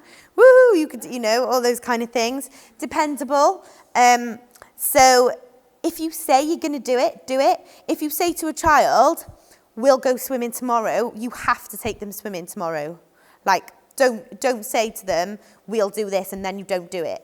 So, and sometimes it's difficult because you say something and then you think, oh, I have to stick to my word now, and you just have to. So if you say, you know, kind of, even if there's a situation and they're showing behavioural issues and you're trying to kind of calm them down and speak them down, and you say to them, you know, if you don't, I don't know, put the chair down. If you don't put the chair down, then we're not going to be able to go back in the foam pit. And they don't put the chair, or, you know, they don't put the chair down, and you say, okay, fine, you can't go back in the foam pit. And then they're like a little angel. You still can't let them go back in the foam pit there and then. You distract them and you go and do something else really fun and exciting. But again, it's like children quite like boundaries. It gives them a security, so they know that you mean what you say. So it's putting all those things in place and being dependable, again, for each other. If you say, I'll come and cover you, turn up, go and cover him. If you can't, send them a message, you know, say, oh, can you go and tell Hannah that I can't do what I said? Just kind of sticking to what you say. Compassion and love, like we all love Jesus, we all love each other. And from that, I think that's, you know, the main thing. If you love each other, you're going to do all of these things. You love the kids, you love God, you're going to do all of these things because love does, doesn't it? So enthusiasm, again, being enthusiastic, you know, you're really tired, you've had no sleep, and there's a child there, you're like, oh, I'm hanging, but you just need to be like, woohoo, keep going and push through it. Me and Misty, the yellows, will run down the corridor if you want. If you need a bit of like, woohoo, we'll just run past you. You can high five everybody. And then you've got obedience, again, sticking to the rules, sticking to the boundaries. A clean eye, clean your eyes, excellent. A clean eye, making sure you're always looking. So we talked about the 2 deep rule earlier. You're always on the ball, you're always looking. But again, if you've been thinking like that all day, or say you're in the dream team and you've been on an activity all day and it's repetitive, you're going to start thinking, oh no, they've been doing it all day, they've been fine, they're fine doing it. And it could just take just one little thing for it to kind of all go a bit wrong. So just remember, even if 29 out of the 30 children were fab and they did the activity and it was all fine, remembering that there could be one that could struggle with it or it could trigger something in them. So it's just being on it all the time. Flexibility, can we do splits? Yeah? You can do splits, can you say? Yeah. Cartwheels? Can you do a cartwheel? Yeah? Okay, there we go, would be fine. No, obviously, you can stand on your hands. I know where you get, yeah, stands on your hands. Yeah. Okay, now he's going to stand on his hat. There we are, standing on your hands. I think it's too late in the day. I didn't, did I? It's just, you know, so say I come up to Sarah and I say, Sarah, we could really do with you kind of staying with these children for a couple of hours. Sarah's going to go, no, Hannah, I'm not doing that. It's not my job. No, you know, like, yeah. I'm like, I know you're like red, but let's just come and get this job done, you know. So it was just sorting that out and just kind of, and you get asked that in your interview anyway. And then the next one, obviously have fun. And then the next one is a guy having a lovely time.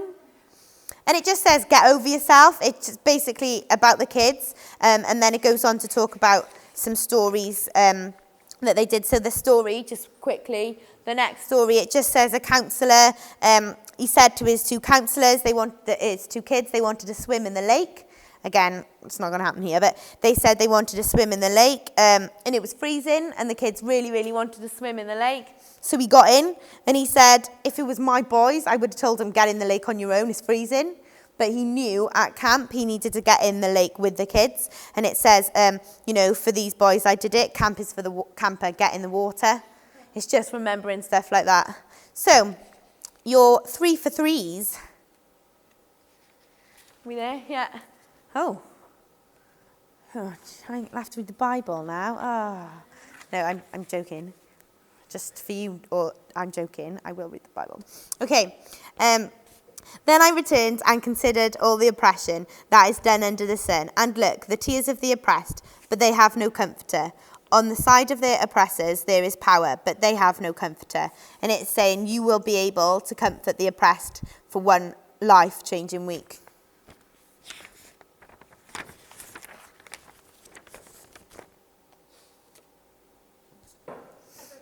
Sort of like with the bigs now, you're saying they're going to be allocated to children. Yeah. And maybe them constantly. And then on the other hand, we're talking about young people being able to have the right to make a choice. Yeah.